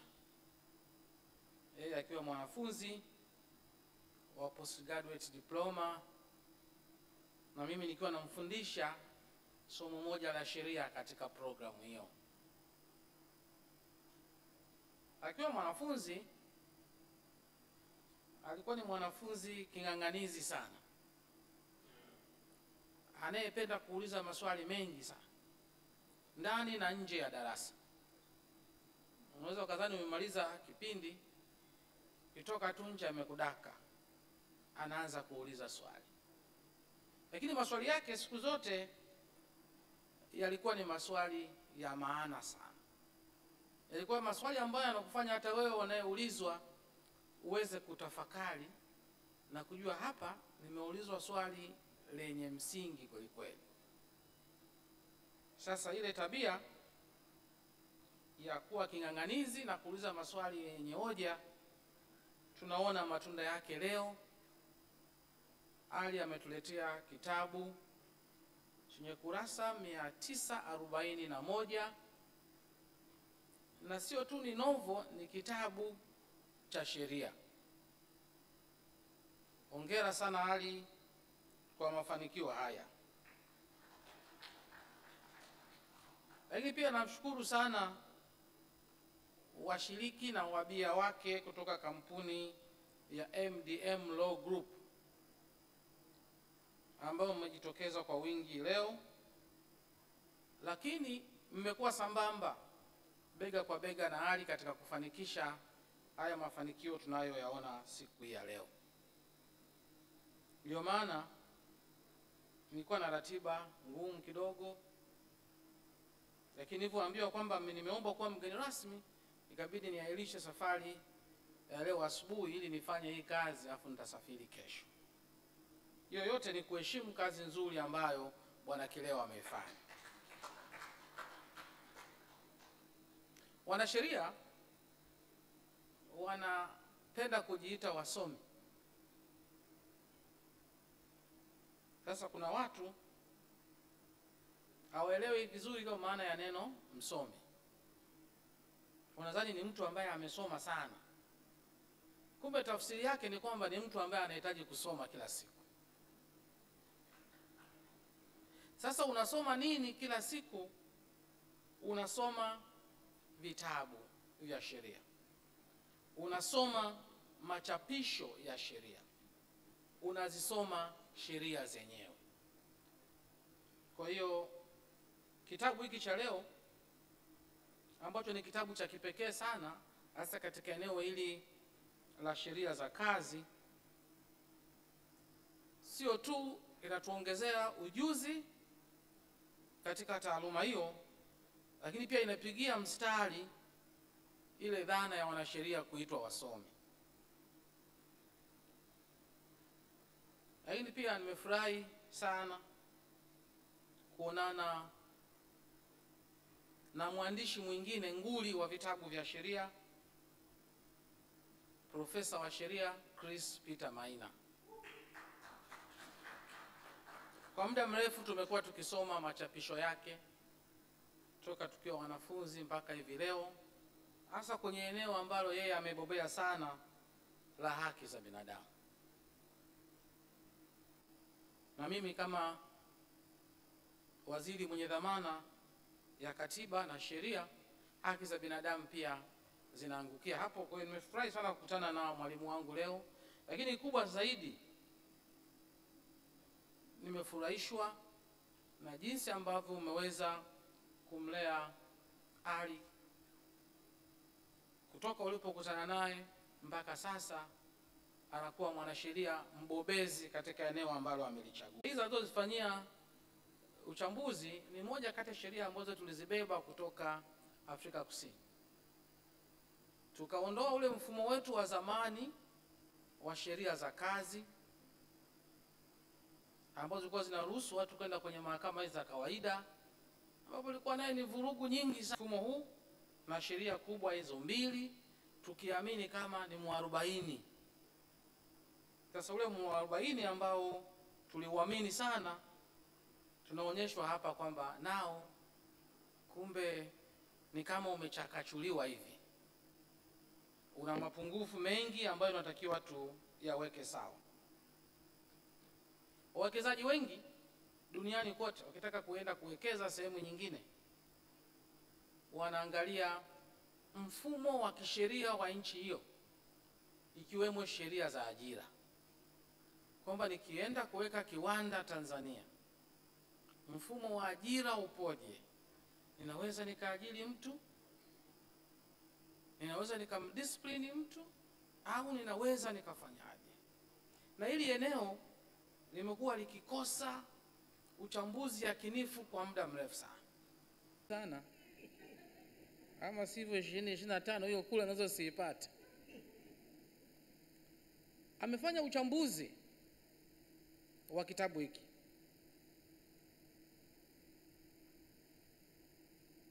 Na ameongelea moja kati ya eneo ni kwa jinsi gani vyombo vya habari vinaweza kushiriki na kuchagiza katika utatuzi wa migogoro, hasa pale unapokuwa na swala la kufukuzana kazi. Hilo ni jambo muhimu sana, kwa sababu vyombo vya habari vinasaidia kutupa uhuru wa habari na uhuru wa maoni, lakini vinakwenda kiasi gani kusaidia au kuvuruga mahusiano ya ajira, hasa pale yanapofikia tamati. Hilo ni jambo zuri sana ambalo kitabu hiki kwa mara ya kwanza waandishi wa ndani ya nchi hii wanaenda kuliongelea. Na swala la ajira na haki za maternity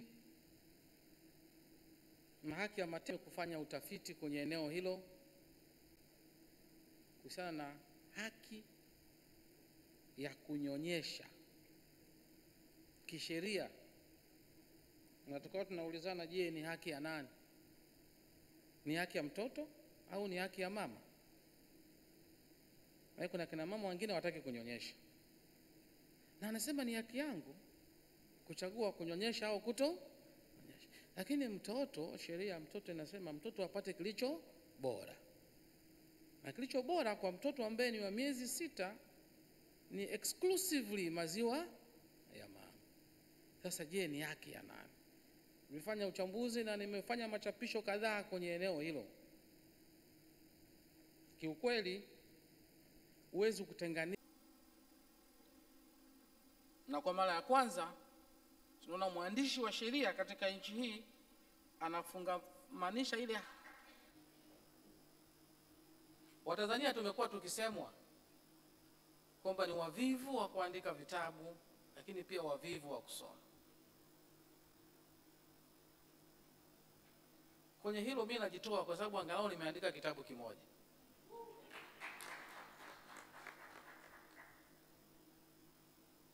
Lakini kwa kipindi ambacho hakizidi miezi mitano nimeshazindua vitabu 4 vilivyoandikwa na wataalamu wa sheria wa Tanzania, na leo ninazindua cha 5. Nilizindua kitabu kimeandikwa na Profesa Zakayo Lukumai ambaye pia ni classmate wangu. Nilizindua kitabu kimeandikwa na Mheshimiwa Jaji Mlacha. Nilizindua kitabu kimeandikwa na Daudi Kinywafu. Lakini nilizindua kitabu pia kimeandikwa na Clement Mashamba, rafiki sana wa Caleb. Na leo nazindua kitabu cha 5 kimeandikwa na Ali Kileo. Na amenidokeza kwamba ikifika mwezi wa 6 tunaweza tukazindua kingine. Si kweli bwana? Hii inaonyesha kwamba Watanzania sasa wamekuwa na utamaduni wa kuandika vitabu. Utamaduni mzuri sana. Unapoandika kitabu kama Mtanzania, utaandika sheria za Kitanzania, utafanya uchambuzi wa sheria za Kitanzania katika mazingira ya Kitanzania. Vitabu vingine vitaandika habari za India, habari za Kenya, habari za Uingereza. Zinaweza zikafanana lakini zisiwe mahususi kwa mazingira yetu ya Kitanzania. Kwa hiyo ni jambo la kujivunia sana, ni jambo la kumpongeza kila Mtanzania ambaye anafanya jambo hilo, na kwenye hili na kupongeza tena ndugu yangu Ali Kileo.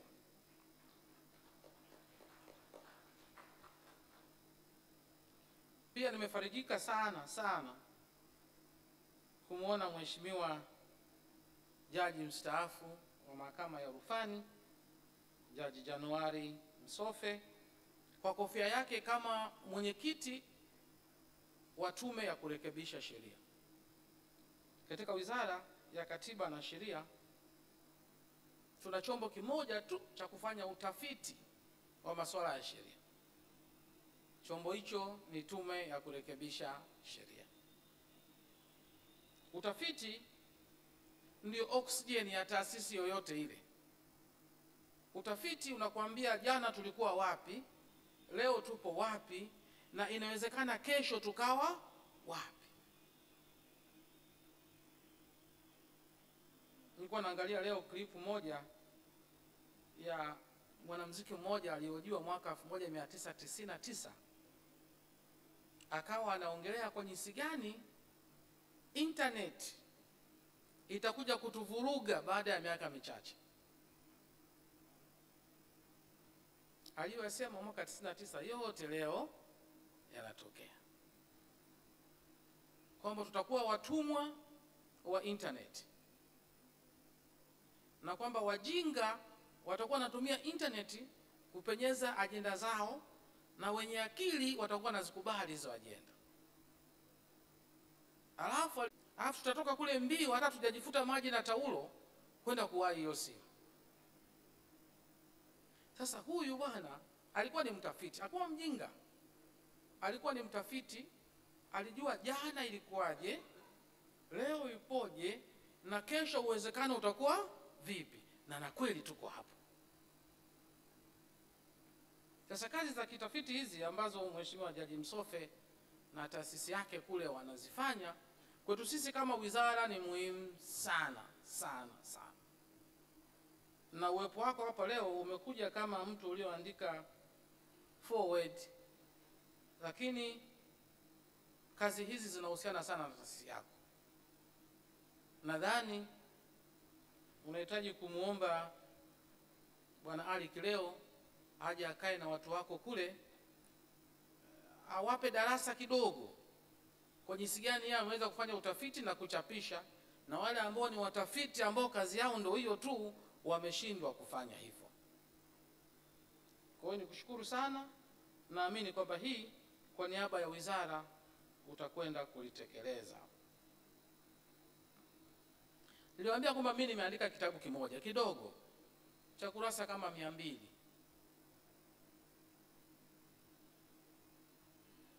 Lakini nachoweza kusema kwamba kazi ya kuandika kitabu si lele mama, si kazi ndogo, hasa kitabu cha sheria. Wanasheria wanataka unavyoandikia kitabu chao uweze kufanya nukuu za kutosha za sheria mbalimbali, vifungu vya sheria na kesi zilizoamliwa ndani na nje ya nchi. Sio tu hadithi. Hapana. Ni utafiti ambao watu wakisoma wakikubali kwamba hiki ni kitabu cha sheria, ujue umefanya kazi kubwa sana, kazi ya mtulinga. Kwa hiyo mimi nafahamu kabisa kwa kazi hii aliyoifanya Ali, kitabu chenye kurasa 941 sio kazi ndogo, ni kazi kubwa sana. Amesema ametumia miaka 6. Miaka 6 maana ni PhD 2 hizo. Miaka 3 unapata PhD, miaka 3 mwingine unapata PhD. Kwa hiyo kwa kitabu hiki kwangu mimi ni PhD 2. Ni heshima kubwa sana. Na ukiangalia kimegusa maeneo yote. Kwa hiyo nikupongeze sana. Lakini niseme kwamba wadau wote wa sheria, mawakili, watafiti wa sheria, vyuo vikuu, idara na taasisi za sheria na watu wengine, njia pekee ya kumuunga mkono ndugu yetu Ali Kileo kwa kazi hiyo ngumu aliyoifanya ni kununua kitabu hicho cha nakala halisi. Tusiende kwenda kucheza na copyright yake. Tusiende kuifanya kazi yake ile sisi tukaenda kuiba. Tutamkatisha tamaa, lakini tutamkatisha tamaa wachapishaji wengine na kufanya kazi kama hizi. Kwa hiyo tumuunge mkono. Namuona Hamidi hapa, najua lazima atachukua vitabu kwa ajili ya kitivo chake cha sheria. Lakini pia na sisi Wizara ya Katiba na Sheria, taasisi zetu lazima tutakuja kukuunga mkono,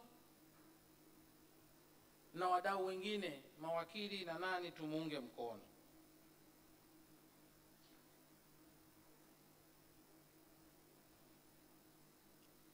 Jukumu langu la leo ilikuwa sio kuja kutoa hotuba, bali ni kuwa mgeni rasmi hapa Johari Rotana kwa ajili ya shughuli mahususi kabisa ya kuzindua kitabu hiki.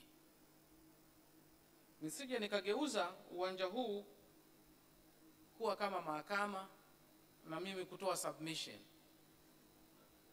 kwa sababu hapa tutampa kazi ya ziada Mheshimiwa Jaji Msofi na yeye amesha staafu mambo hayo. Kwa hiyo niwashukuru tena wote walioandaa shughuli hii, lakini nikushukuru zaidi wewe Ali Kileo na familia yako na wabia wako, kwa sababu juhudi zako ndio zimetufanya tuwe hapa. Usingeandika kitabu hiki, sisi sote leo tusingekuwa mahali hapa. Baada ya kusema hayo, nasema asante sana na niko tayari sasa kufanya zoezi la uzinduzi. Nawashukuruni sana.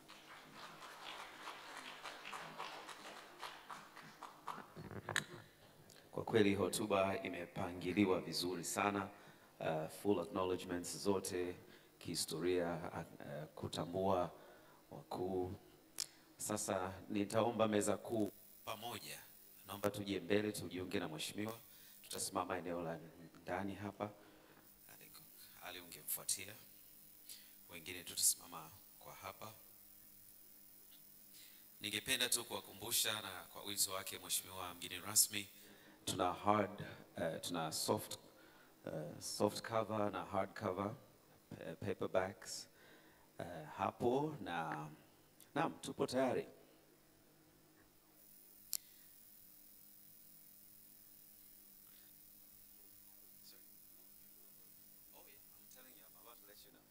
Nilikuwa nasubiri wapige picha wajiset vizuri, maana wamehama kutoka maeneo yao.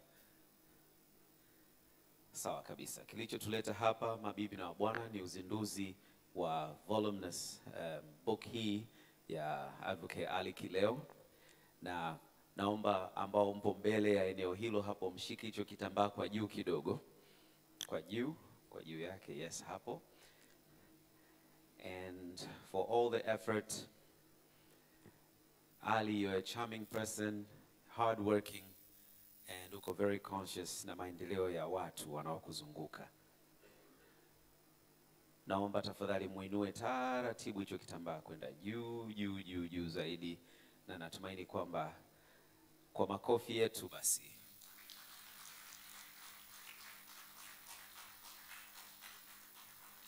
there we go. Mimi nakiomba hiki kitambaa, na ndio kimezindua sasa vitabu vyetu hivyo. Mheshimiwa mgeni rasmi, naomba uchukue cha kwanza ukishike mkononi. Haya, tunaofuata kuna viwili kwa upande wa kushoto. Professor, karibuni wote mshike, na wengine. Ali, you're the one that's going to miss out on one. Please spread them out to your esteemed guests. Na mpaka hapa mwisho. All right, very good. Tupige makofi mengi sana. There we are. Interestingly enough, vitabu vyenyewe vilikuwa vimewekwa kwenye pedestal ya laptop. Kwa hiyo the volume is like an encyclopedia, si ndio? Na hakika basi ni sawa na kwamba una laptop ambayo inaweza kukuletea taarifa ama as much knowledge as possible. Basi baada ya hapo tungependa kugawa vitabu hivi kwa watu kadhaa. Nashukuru sana kwa huduma yenu. Johari Rotana, you've been very. Naomba watakuja hapa mbele. Na naomba tafadhali wanakamati mjiunge na mimi kwa hapa kulia kwangu ili tuweze kufanya tukio lingine ambalo ni la msingi. Kama mtajali, naomba sasa niwakaribishe kwa upande huu, tuachane na meza hiyo ya uzinduzi kidogo ili wanaokuja mbele waweze kupata nafasi ya kujumuika nanyi.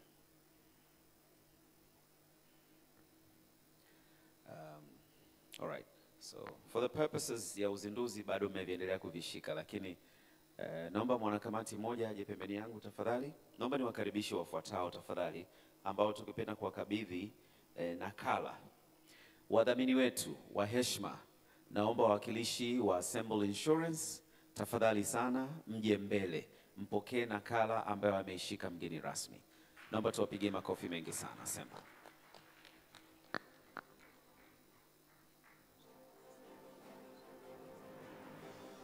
Naomba ujisimame kwenye nafasi ambayo nimeitengeneza hapo katikati. Mko wawili eh? Okay, very well. We'll just quickly adjust. Karibuni sana. Mheshimiwa mgeni rasmi, naomba tafadhali sana ukabidhi nakala hiyo kwao tafadhali. Whoever will receive it on behalf, either than both of you, or we'd like to take a picture. Naomba tuwashukuru sana wadhamini wetu. Kama hamtajali hata kama mheshimiwa atatoka, naomba tubaki tusikilize neno lao wadhamini wetu. Asanteni sana Assemble Insurance. Well, the next copy, mnaweza mkaenda mkakaa. Asanteni sana.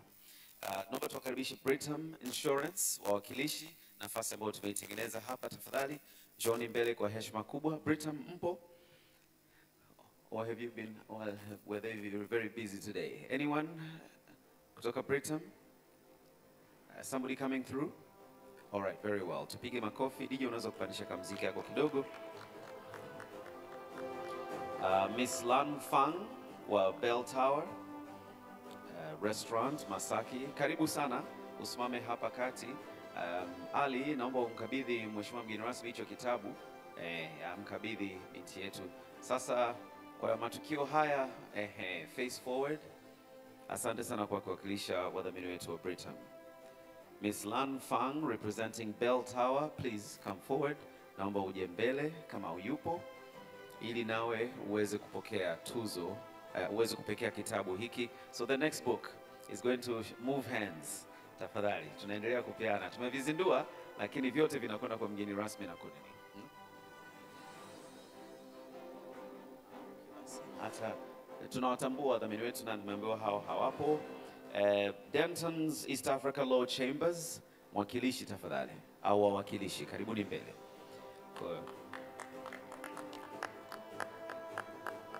CMG Investment Limited, naomba msogee karibu. Joyce Gachuma, are you here? Naomba usimame kwenye nafasi. Yeah, good to see you kaka. Please face forward. And mheshimiwa mgeni rasmi yuko kushoto kwako, pokea basi hiki kitabu. Tunawashukuru sana Denton East Africa Law Chambers kwa ushiriki wenu. Joyce Gachuma, are you here? From or CMG Investment Limited? Allegria Estates Limited? Are they all here? Not here? Naomba nimkaribishe aliyekuwa amepata nafasi ya kuzungumza, lakini kwa bahati mbaya kutokana na mabadiliko kidogo ya ratiba, kutoka the Association of Tanzania Employers, Susan Domba, advocate. Naomba uende kati nawe upokee tafadhali.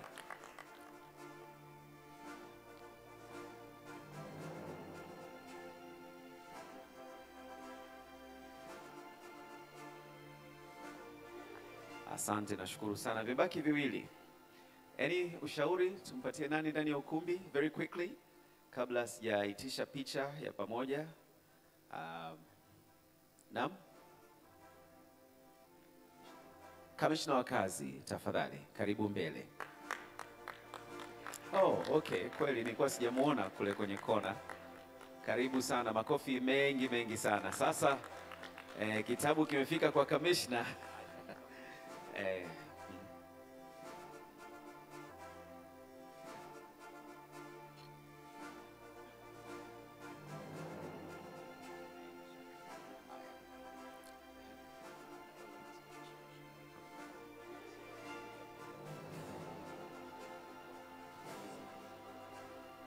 Hamisi Mfundo kwa niaba ya Kanali Kileo. Karibu sana mzee wetu. Na huyu ni mzee Kileo sasa wa baba yake Ali Kileo. Kwa hiyo unamwakilisha mzee, karibu sana mbele. Naomba usimame hapo kati.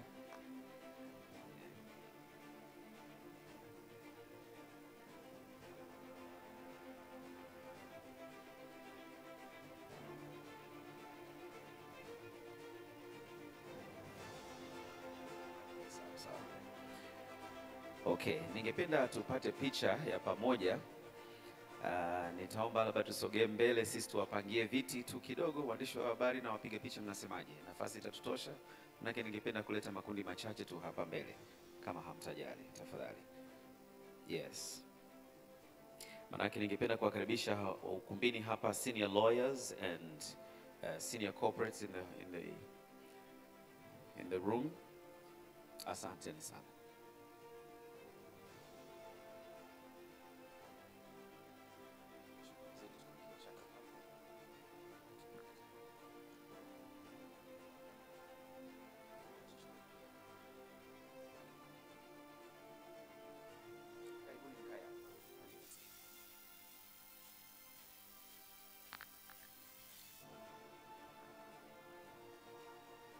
Kwa tuanze na senior lawyers in the room.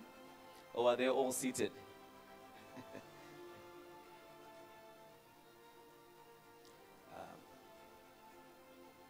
No, kiti kimoja tutakileta hapo, cha hapo. Mbele tafadhali naomba. Tuchukue. Oh yes, there's a chair right here.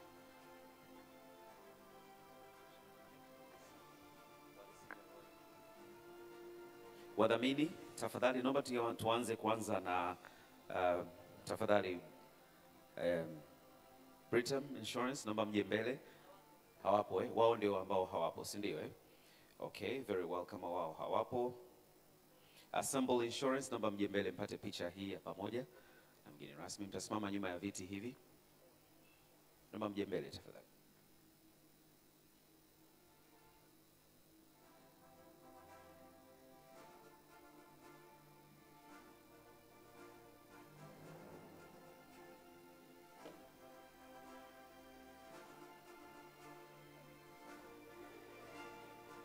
Denton East Africa Law Chambers, naomba mtajiandaa tafadhali.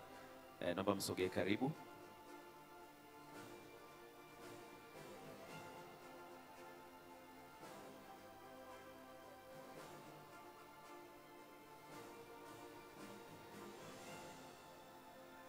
The Planning Committee, karibuni Denton East Africa Law Chambers, karibuni mpige picha. Asanteni sana kwa ushiriki wenu na kuamini juu ya kazi hii. Kamati tafadhali, the Planning Committee, please come together. The Planning Committee, come together. Wanafamilia pia vile vile, nitaomba mjiandae. The Planning Committee, please come through. Wote waliosika kwenye maandalizi, karibuni mbele.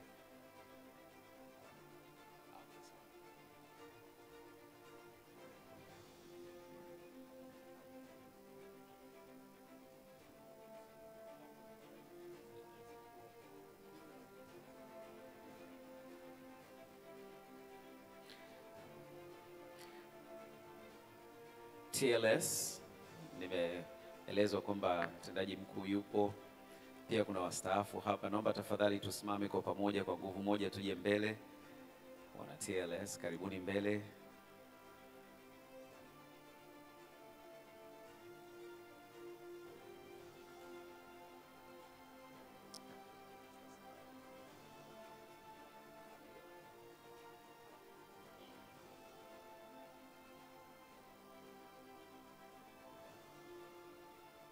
Alright, Mama Ndomba, Commissioner, naomba niwakaribishe kwenye picha tafadhali. I may not be quite familiar, lakini kutoka serikalini tafadhali, ama kama mmekuja represented tafadhali. From different government institutions, naomba tujiunge pamoja kwenye picha hii ya heshima kabisa. Asanteni kwa ushiriki wenu. Mwakilishi wa Commissioner wa Kodi, this picture would actually be relevant for you. Wapige picha, subirini, tunaongeza kidogo.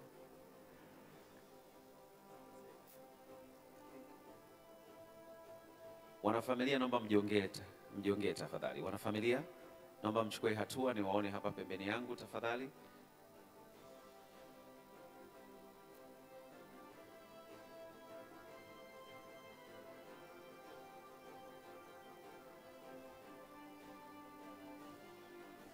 Tunawashukuru sana viongozi wetu kwa ushiriki wenu katika tukio hili.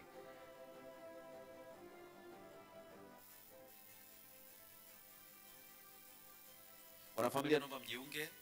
Na finally, waliotuchangamsha kwenye panel, naomba tupige makofi mengi sana kwa familia. Hatimaye baba's hard days of work.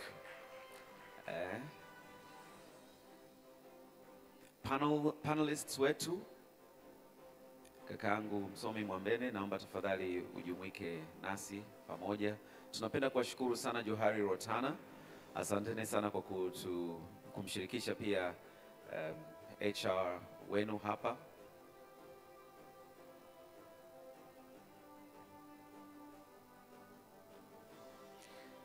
And naomba tafadhali wanafamilia or someone ambaye anahusika na kinachofuata, nikimwinua Mheshimiwa Waziri, tuna something ya kumkabidhi naye Mheshimiwa Waziri.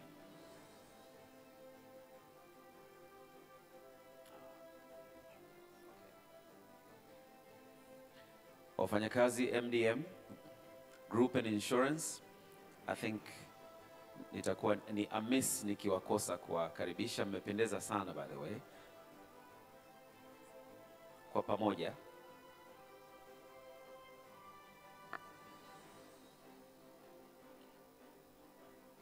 Asanteni sana kwa ukaribisho wenu murwa kabisa.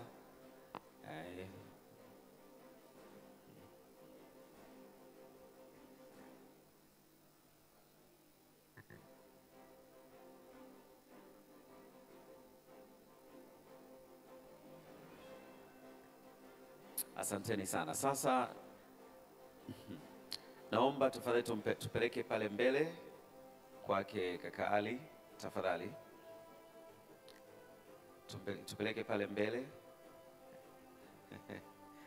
Mheshimiwa Waziri alisema kwamba simu zetu zimetutawala Alishaenda kuangalia picha zake alizopiga alizosaidiwa kupigwa. Mpelekee baba pale. Naomba tusimame tafadhali katika meza kuu. Mheshimiwa Waziri, tunashukuru sana kwa ujio wako, ushiriki wako, hotuba yako njema kabisa, na tuko so encouraged na maneno yako ya kupongeza yaliyomo ndani ya kitabu hiki, ukiwa unaona kabisa haja na umuhimu wa kuweza kupitia labda hata kureview na kurevise yale mengi yaliyopendekezwa ya kibunifu kabisa, lakini ambayo yanaendana na nyakati hizi. Tunakushukuru sana kwa maneno yako ya hekima, muda na nafasi yako. Pokea tafadhali kitabu hiki ili uweze sasa kuingia deeper, na tunatumaini kwamba kitaendelea kukuinform zaidi, na kwa nafasi yako, mamlaka ulionayo, yale ambayo utaona yanastahili ni practical, logical kabisa, kazi iendelee. Na sisi tupo tayari kukuruhusu wewe utoke, lakini hapa ndani jambo la msingi sana ni kuhakikisha kwamba tunaendelea kukiuza hiki kitabu, na pia wale wote ambao wananunua kitabu hiki kwa utaratibu ambao tutaueleza watapata signature maalum ya mwandishi akiwa ameketi sehemu maalum. Tunanunua kitabu kwa utaratibu mzuri, wanakuja, basi ndio hivyo. Basi kutoka kwangu ningependa tu niseme kwamba tunaweza sasa escort mgeni wetu atoke, kwa sisi wote kusimama na kumshangilia, na kisha tuweze kuketi tena ili tuweze kupata maneno ya kutuongoza na tukio ambalo linafuata. Natumaini kwamba mmefurahia huduma hapa, ushiriki wetu, maandalizi yetu yamekuwa ni mazuri kabisa. Basi msitukimbie tafadhali, msitukimbie. All right, we may. Ali, unaweza escort mgeni wetu atoke nje. Asante. Na viongozi waliokuwa meza kuu pia. Ila mheshimiwa, ukugusa sana vitafunwa hivi, labda sisi tukufungie. Maana yake sisi watu wa kule kusini huwa kwenye sherehe lazima tunafungiwa kidogo. It's not a bad idea. Haya, viongozi wetu wengine ambao wamebaki, karibuni tukae ndugu zangu, na tuweze sasa kuwapatia utaratibu. Tunaweza tukavacate viti hivi, na wale wote ambao mmepokea vitabu, wadhamini wetu na kadhalika, hizi stand ni zawadi zenu pia. Unaweza kuitumia hata kukisomea kitabu ukipenda, ama kukihifadhi. Da Susan, naomba usibebe handbag yako.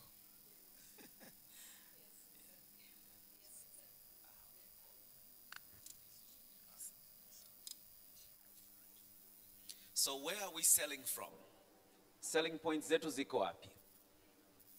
Tutazunguka kwenye meza, watu wote wa sales.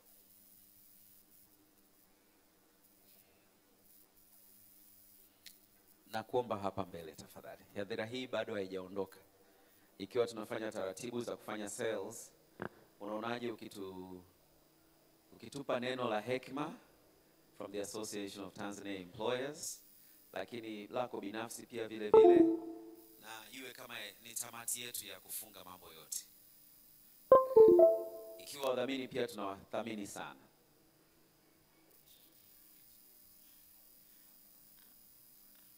No, it's okay. I mean, I'm all right.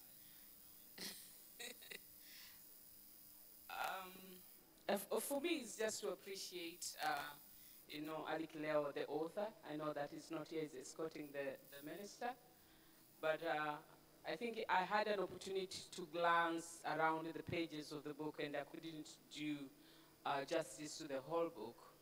However, being the CEO of the Tanzania Association of Employers, I understand the issues that he has raised. And especially I appreciate most when you go to page 86, he speaks very well on issues of COVID-19 and vaccination. As we all know that the Employment and Labor Relations Act, the labor laws in Tanzania are very lacking when it comes to issues of management during crisis. I think some of the lawyers in this room would agree, hata HR practitioners watakubaliana na mimi kwamba wakati the outbreak of COVID-19, the workplaces, they were all caught off guard. Na nashukuru kwamba hapa kuna ndugu yangu Abitresa Makawa kutoka CMA, na anaweza attest to some of the cases that are still pending before the Commission for Mediation and Arbitration. You know, since the outbreak of COVID-19, on the very first month, 2 months around May in 2020, there were about 1,500 plus cases at CMA within 2 months due to COVID-19. So you can understand, na hiyo ilikuwa tu ni Dar es Salaam zone itself. Leave alone, I do not have the data, you know, for the whole of this, of the Commission for Mediation for the whole of Tanzania. Kwa hiyo, kwa Ali to bring out the issues of COVID vaccination, until today, the issue of vaccination, whether it's compulsory, not compulsory, yes, we are told that it is not compulsory. But employers themselves, they were caught off guard whether, for those who you need to protect and those you do not need to protect. Issues of isolation in the office, having flu-like symptoms, and when you do not know by then whether it was COVID or not, should somebody take sick leave? Should somebody take, what kind of leave was, na waajiri wengi walijikuta wako katika hali ya kwamba hawajui wafanye nini na maeneo ya kazi kwa sababu biashara zimefungwa, yes. Lakini je, atoe unpaid leave under Employment and Labor Relations Act is not covered. But yet, that has not really, but I just appreciate kwamba Ali may take a minute to look into issues of COVID-19 and issues of vaccination, but also I can bring about rights za OHS, Occupational Health and Safety. And now, according to the International Labour Conference, ya mwaka jana kule Geneva, it may declare the OHS Convention to be one of the fundamental labor conventions in Tanzania. So it actually becomes one of the fundamental international labor standards in Tanzania, and therefore, not only employers, lakini also pia wafanyakazi wanatakiwa kuuphold, lakini nashukuru kwamba kwa Tanzania, at least tuna sheria ya afya na usalama mahala pa kazi. Kwa hiyo kitabu chenyewe, sitaki kufilisi yale yote yaliyozungumzwa, lakini I was clinching on myself when we had the discussion on the panel on issue of probation employees, you know, on issues of maternity and paternity protection, and it is, you know, there's a different school of thoughts, but when you go deeper, I appreciate babango Kabeo pale akasema hata hivyo sisi tunatoa ndogo. It's true. In Tanzania, maternity leave is only 12 weeks, but the International Maternity Labour Convention inasema it should be 14 weeks. Still bado tuko chini. Lakini bado still I think the appreciation of paternity leave is still lacking. Lakini I believe kwamba tutaendelea kufanya nini kuendelea kurekebisha. Lakini I also appreciate the panelists who said, you know, employers, they give even more. Dada alisema pale, those are minimum standards. Na mimi advocating for employers in Tanzania, I will still say kwamba wako waajiri wengi wanaotoa zaidi ya kile ambacho kimewekwa ndani ya sheria. Na tuna encourage sisi kama chama cha waajiri Tanzania kwa waajiri kutoa zaidi ya kile ambacho kiko ndani ya sheria. Sheria imetoa minimum standards, lakini waajiri wanaambiwa watoe zaidi. Ndio maana kuna mikataba ya Ribola, ndio maana kuna issues za policies at workplace. Vyote hivyo ni muhimu kwa waajiri kufanya nini? Kufuatilia. Kwa hiyo nimpongeze sana kaka yetu Kileo kwa ku bring about these issues, authorities ambazo zimesheheni kabisa. Kwa sisi ambao tuna practice mawakili, ni kitabu kizuri kwenda kufanya references.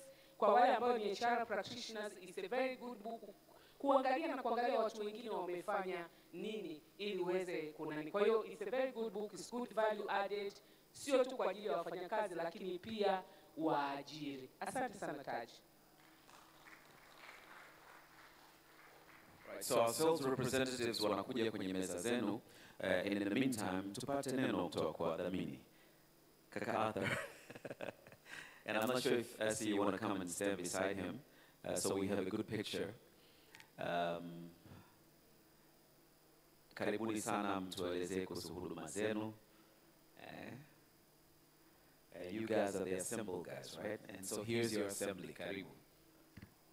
Thank you, Sana Chaji. Good evening to everybody. My name is Arthur Ndumbaro. I come from Assemble Insurance Tanzania Limited. I am the head of retention over there, and I'm with a very pretty lady here called Esther Maida. Tuko pamoja kwenye upande wa sales. She's from sales. I would like just to talk a bit about today's event, how we took it as Assemble Insurance. We felt it was very important for us to come today and support the book as Assemble Insurance because of the cause ambayo Advocate Ali Kileo ametuwekea. We think it's a good cause, and it was important for us to be part of it kwa sababu anaelimisha jamii, anaelimisha makampuni kwa ujumla, anaelimisha hata sisi ambao pengine wengine tunaweza kuwa na kampuni zetu nje ya maofisi yetu. Kwa hiyo ni kitu kizuri ambacho amekifanya. Tumeona tukawiwa kuja na kumsupport. Tunataka sana kumpongeza na tunamwombea sana aendelee na kazi yake.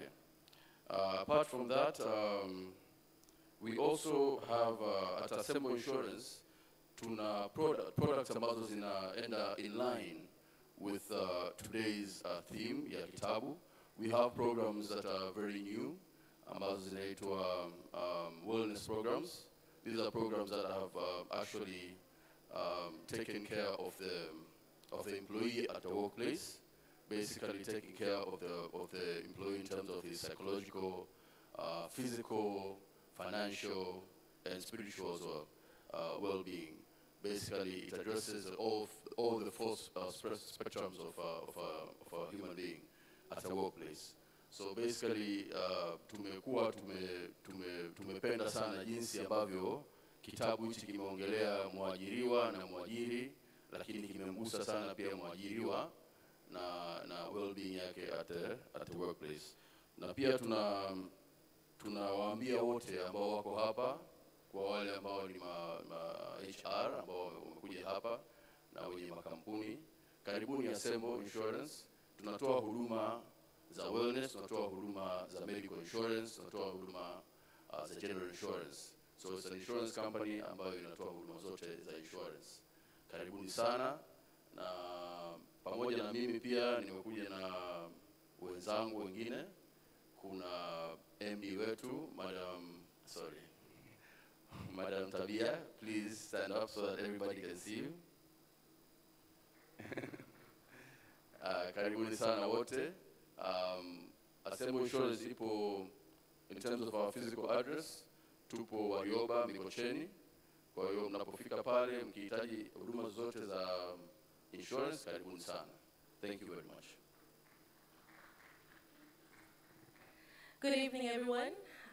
First of all, we'd like to extend our sincerest gratitude for being afforded this opportunity to be here as one of the sponsors in this really auspicious event. As my brother here has said, my name is Esther Maida. I am the Assistant Sales Manager at Assemble Insurance Tanzania.